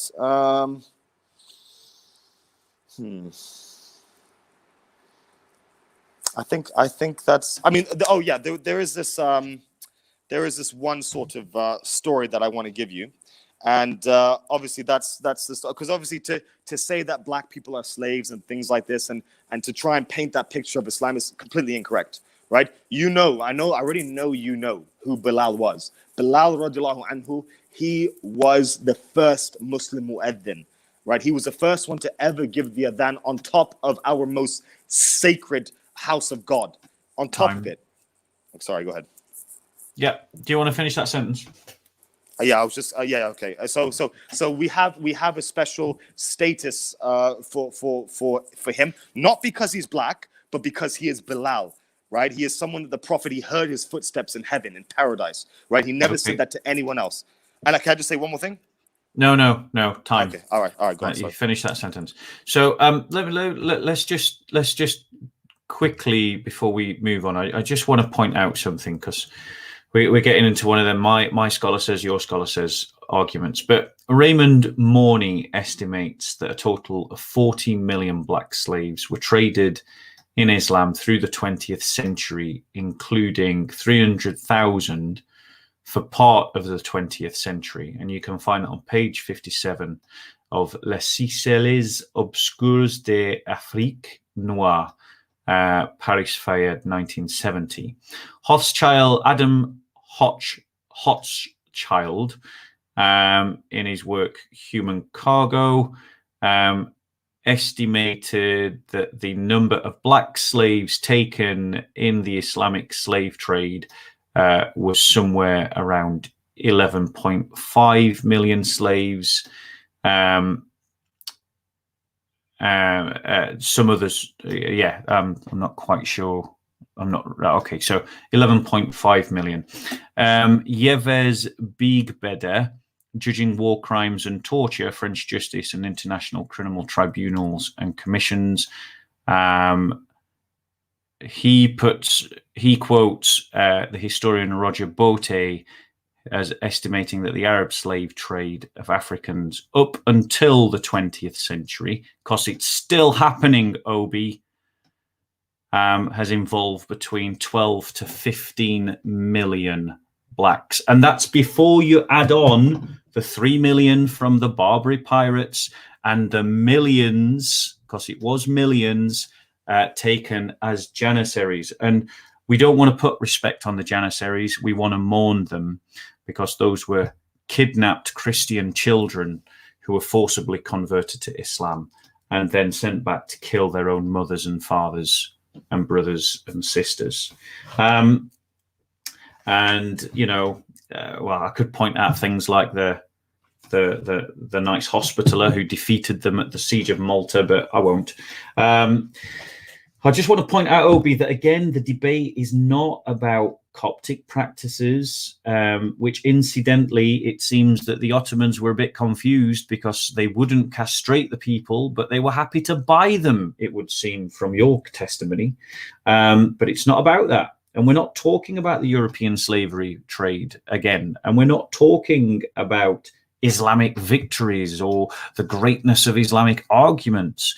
You've spent 10 minutes not talking about the topic. The topic was Muhammad a bad character? And you haven't put forward a case that Muhammad was a good character. You've just put forward a case that says you're just as bad and we're great because we can conquer. And that's not an argument about whether Muhammad has a good character or not. It isn't about the pre-incarnate Christ. Obi, you seem to have misunderstood the title. The title of today's debate was Muhammad a bad character.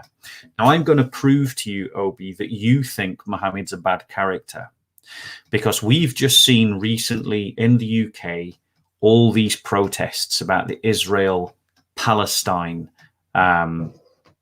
situation. And in those protests, what we hear from Muslims are arguments that basically say that Israel indiscriminately endangers civilians, women and children, and that they are guilty of ethnic and religious cleansing. That's the kind of arguments that Muslims en masse have been marshalling against Israel. And I'm sure that Obi will maybe want to add to that and say, yes, Israel is committing ethnic cleansing. Israel is endangering women and children indiscriminately in its bombing of Gaza. Well, that condemnation of Israel, Obi, is a condemnation of Muhammad, because in Sahih al-Bukhari 3012, Muhammad is asked by a companion about whether they should attack the enemies at night, even though that would expose the women and children to danger. And what does Muhammad reply? They are of amongst them. In other words, it doesn't matter.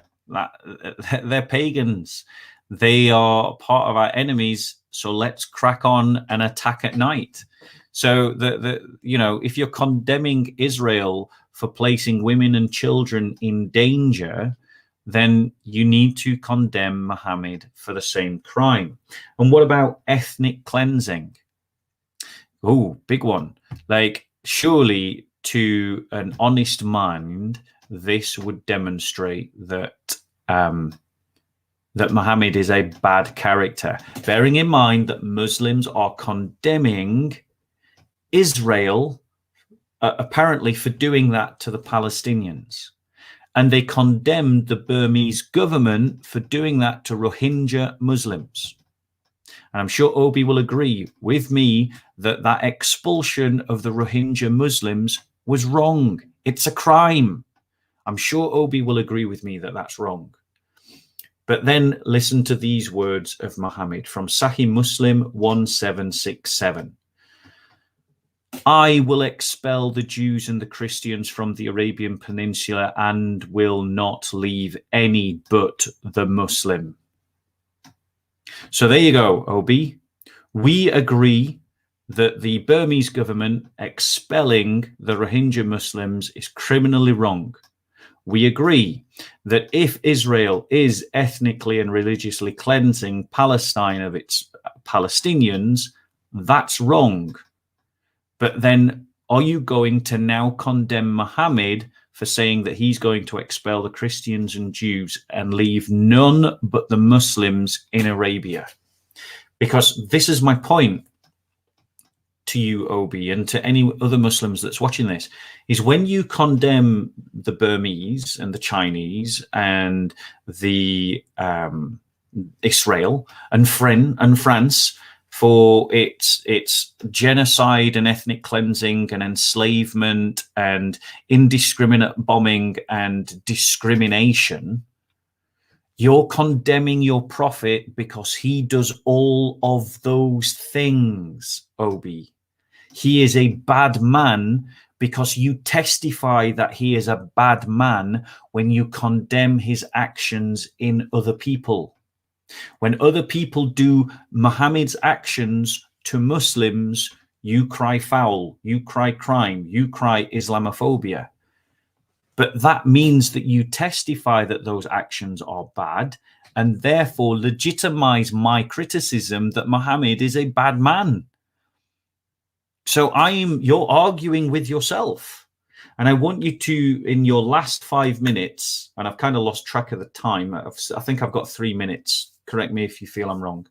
In your last 5 minutes, I would like you to address this hadith that talks where Muhammad himself is speaking, and Muhammad himself says, I'll quote it again, I will expel the Jews and the Christians from the Arabian Peninsula and will not leave any but the Muslim. Sahih Muslim 1767, or another reference has it as Book 32, Hadith 75, or another reference has it as Book 19, Hadith 4366. If you are going to condemn the Burmese government and Israel for ethnic cleansing, for religious cleansing, then you have to condemn your prophet. I have made a case today that Muhammad is a bad character. In the process, you have sought to justify enslavement, rape, invasions, and what else have you sought to justify? And we're now going to see how you deal with outright eradication of entire communities. I'd be interested to see how you're going to respond to that. Because if you agree with me on any of these points, that it's wrong, that it is bad to rape your slaves, that it is bad to own slaves or sell slaves, because you didn't defend Muhammad's having slaves. You just said, well, you Christians did it. And then you tried to say you did it worse. Well, I'm sorry, that's not a defense of Muhammad's slavery. That's not a defense of Muhammad being a slaver, because he was. And again, you're just asking me to argue based upon your translation of the word. I think you're throwing mud into the air. The word slave is translated by Muslims, not by Christians. It's not some right-wing person that's translating this. It's Muslims. I'm just reading from an Islamic website. I'm reading from Islamically produced literature. And I want you to, in your last 5 minutes, please address the fact that Muhammad talks about wiping or expelling the Jews and the Christians from the Arabian Peninsula. How is that okay? How is Muhammad still a good person if you condemn it when the Burmese government does it to the Muslims or when Israel does it to the Palestinians? Over to you. And I suggest we do 5 minutes, in closing. Yeah, no problem. Okay, so let me talk briefly about the what you just said there about expelling people. You have to remember that the Jews and the Christians during the entire life of the Prophet, they were especially the Jewish. I'm not saying all Jews are, by the way. I'm just saying that the Jewish communities and not all the Jewish communities, by the way. There were some Jewish communities who actually remained in the Arabian Peninsula. And there was actually no problem. And actually, a lot of Christians remained in the Arabian Peninsula as well. What we find is a lot of them actually moved voluntarily out of the Arabian Peninsula. A lot of them did. In fact, a lot of them wanted to be closer to Israel, right? Especially the Jewish people. Obviously, the Christians have been in the Arabian Peninsula for a long time, especially in the Najd region. And they remained there. In fact, I think there was only one time that there were about 20,000 of them were killed by an Ethiopian who became Jewish. I can't remember his name, but it was pre-Islam. But they have a very, very rich history in the Arabian Peninsula.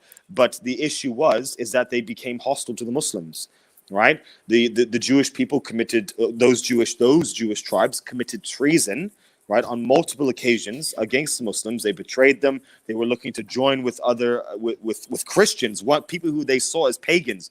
They were looking to join with them in order to set upon Medina and then to set upon Mecca. This is something which is it's very clear from our hadith corpus. So and beyond that, even all of our historians have confirmed this as well. All with chains going all the way back in Maghazi and everything like that. So there was a lot of hostility, and on top of that, the Arabian Peninsula was supposed to be why the Prophet ﷺ wanted to make sure that the Arabian Peninsula was sort of that they didn't have people of other religions, was because he wanted to rededicate it to the worship of the one true God, right? The God of Abraham. Okay, and that's why the Christians were expelled.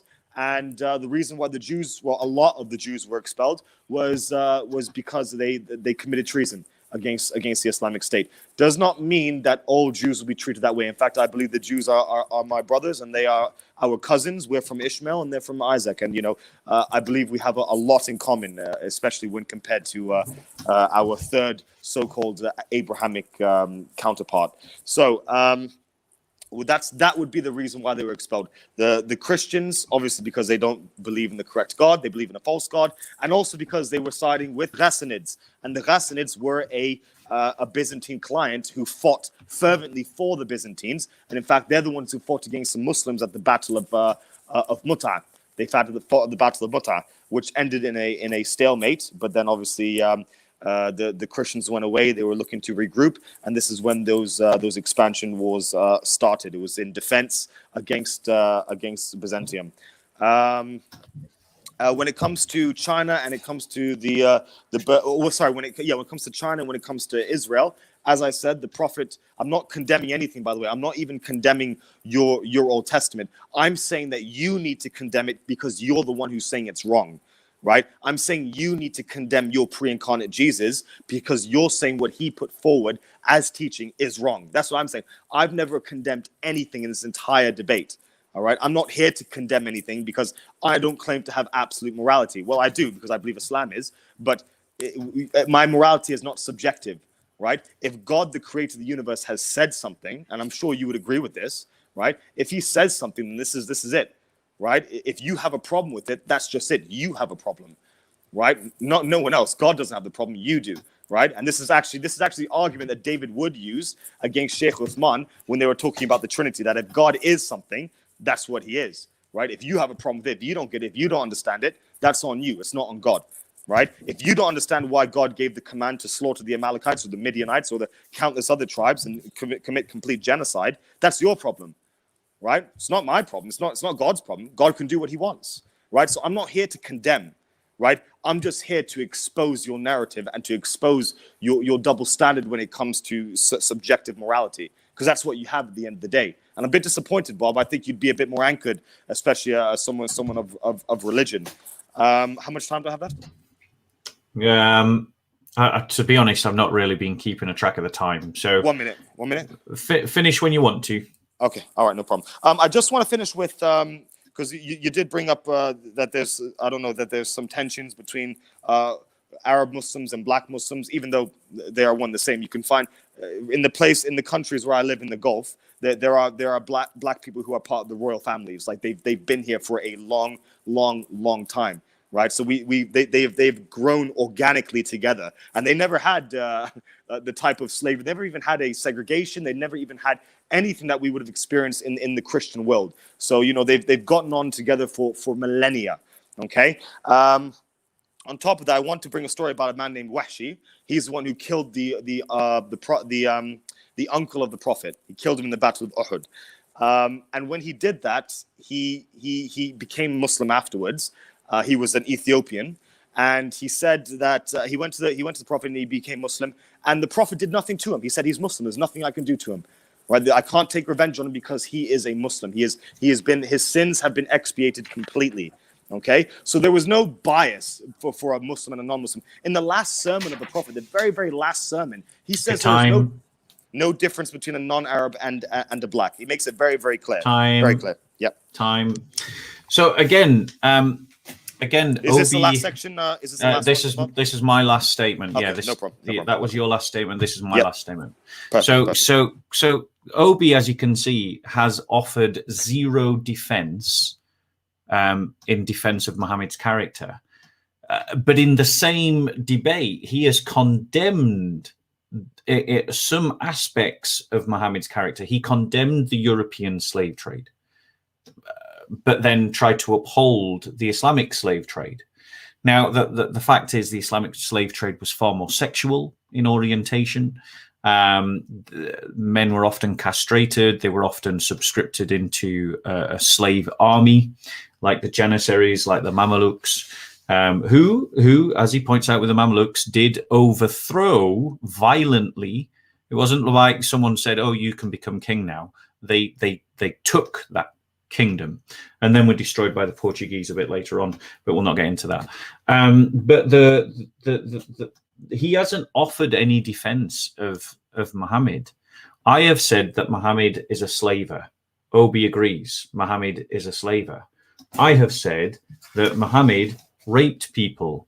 Obi has said it wasn't rape, they were married. So he's not denying the prima facie facts of the matter. He's quibbling over whether these people were married or concubines. And I think that the evidence for anyone who wants to review it is firmly in my favor. And he attempted to justify both of those things, which I find really shocking. Just at a human level, I find that shocking. But I don't find it shocking because Obi is trying to imitate Muhammad, and Muhammad was himself a bad man. Obi has gone on to basically try to justify the wiping out and the elimination of the Christian community of the Arabian Peninsula, to quote Obi, because Muhammad wanted to rededicate it to the worship of the one true God. And yeah, basically it was because we were polytheists. So Obi is okay with what Muhammad did to the Christians, but he condemns it when it happens to the Muslims. Now it's this condemnation of when it happens to us that tells you that Muhammad's a bad man, Obi. Because the fact that you condemn Muhammad's behavior when someone does it to you tells you that it's not good. And if you're condemning it when someone does it to the Muslims, then that means you should condemn it when Muhammad does it to other people. And this is the inconsistency that I draw out again and again and again and again in every single debate that I have with the little Da'i circle, that little Da'i network. It's because they have one rule of what they will do to you, but insist that you have a different rule on how you treat them. And it comes back to a supremacist ideology, which we haven't got time to go into. But the reality is that we've demonstrated conclusively that Muhammad is a bad character. And Obi unwittingly agrees with me in certain aspects. And in other aspects, quite disturbingly, he has sought to justify both the slave trade and sexual concubinage of women. And I find that abhorrent. And I hope that you find that abhorrent. But let's understand why Obi has sought to defend those things. He sought to defend them because his prophet has led him in that example. So in other words, if you follow that example, these are the fruits, and you shall know them by their fruits, our Lord said. So I would encourage every Muslim who watches this debate, if you want to see a real contrast between Muhammad and our Lord Jesus Christ, is to pick up a Bible, turn to the Gospel of Matthew, turn to chapter 5, and just read from there. And you will see the Sermon on the Mount. And you will see the radically different way that Christians do morality and ethics.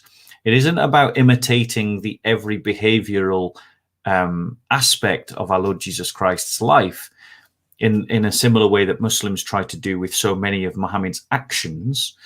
It's trying to cultivate and imbibe the attitudes and the values that we see Jesus living out in his own life.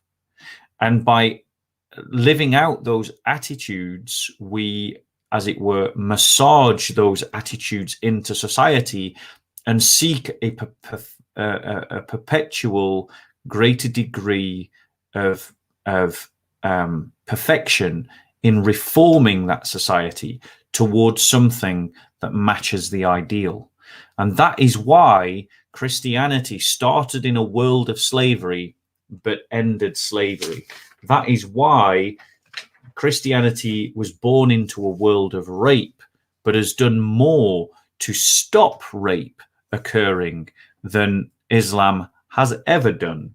That is why the Christian faith has brought barbarians in Europe who were quite happy to wipe people out, and has turned, as well as the Roman Empire, and has brought them both to heel, in that they do not accept the idea of wholesale wiping out of people as a matter of course.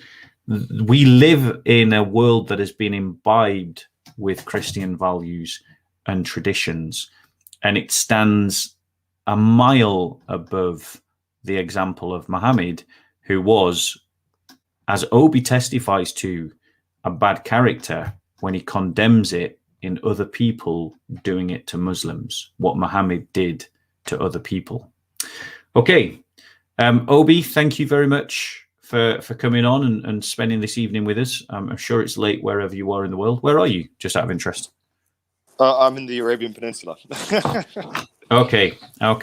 Well, Yeah. I mean, are you coming back to the UK at any point? I will, and I'll be sure to come and see you at Speaker's Corner. Right then. Well, we'll probably carry on the conversation then. Of course. From this point on, Obi, if you would like, I would like to talk to you in private rather than continuing public debates, because I feel that it just gives people more space to think and reflect. Until then, you look after yourself, and to everyone else, I wish a good night. But we'll close in prayer as we always do. Bob, I'm going to go. Okay. So thank you so much. Yeah. Take care, Obi. Bye-bye. See you later, man. Bye-bye. When the day of Pentecost was fully come, they were all with one accord in one place, and suddenly there came a sound from heaven, as of a rushing mighty wind, and it filled all the house where they were sitting. And there appeared unto them cloven tongues, like as of fire, and it sat down upon each of them. And they were all filled with the Holy Ghost, and began to speak with other tongues, as the Spirit gave them utterance. And there were dwelling at Jerusalem Jews, devout men, out of every nation under heaven. Now, when this noise abroad, the multitude came together, and were confounded, because that every man heard them speak in their own language. And they were all amazed and marveled, saying one to another, Behold, are not all these which speak Galileans?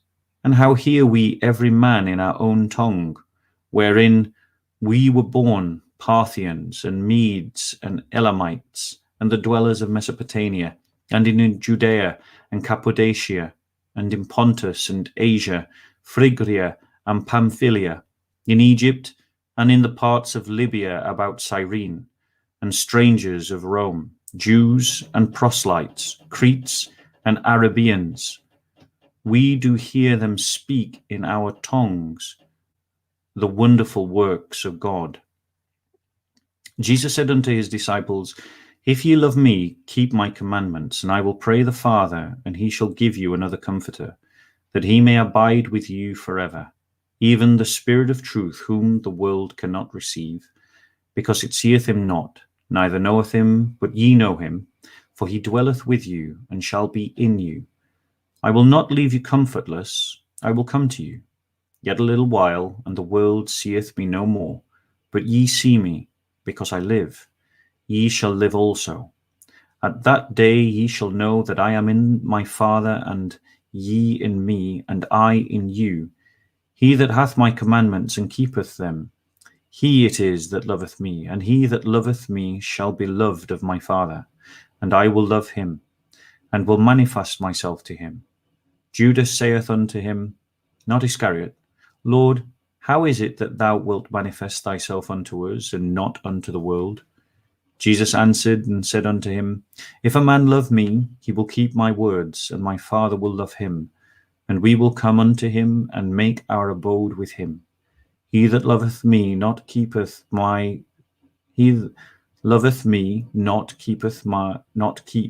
sayings. And the word which ye hear is not mine, but the Father's which sent me. These things have I spoken unto you, being yet present with you.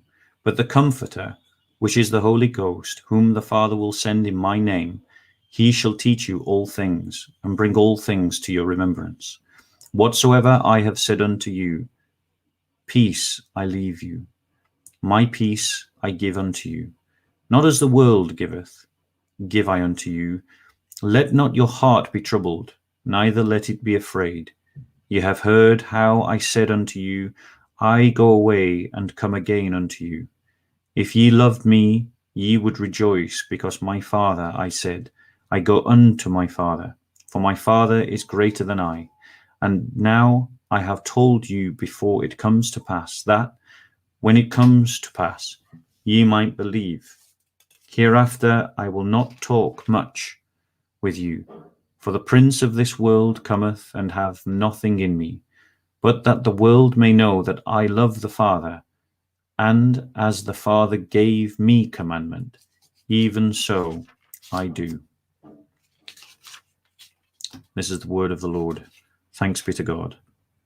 God, who as at this time didst teach the hearts of thy faithful people, by sending to them the light of thy Holy Spirit, grant us by the same Spirit to have a right judgment in all things, and evermore to rejoice in his holy comfort, through the merits of Christ Jesus our Saviour, who liveth and reigneth with thee in the unity of the same Spirit, one God, world without end. Amen.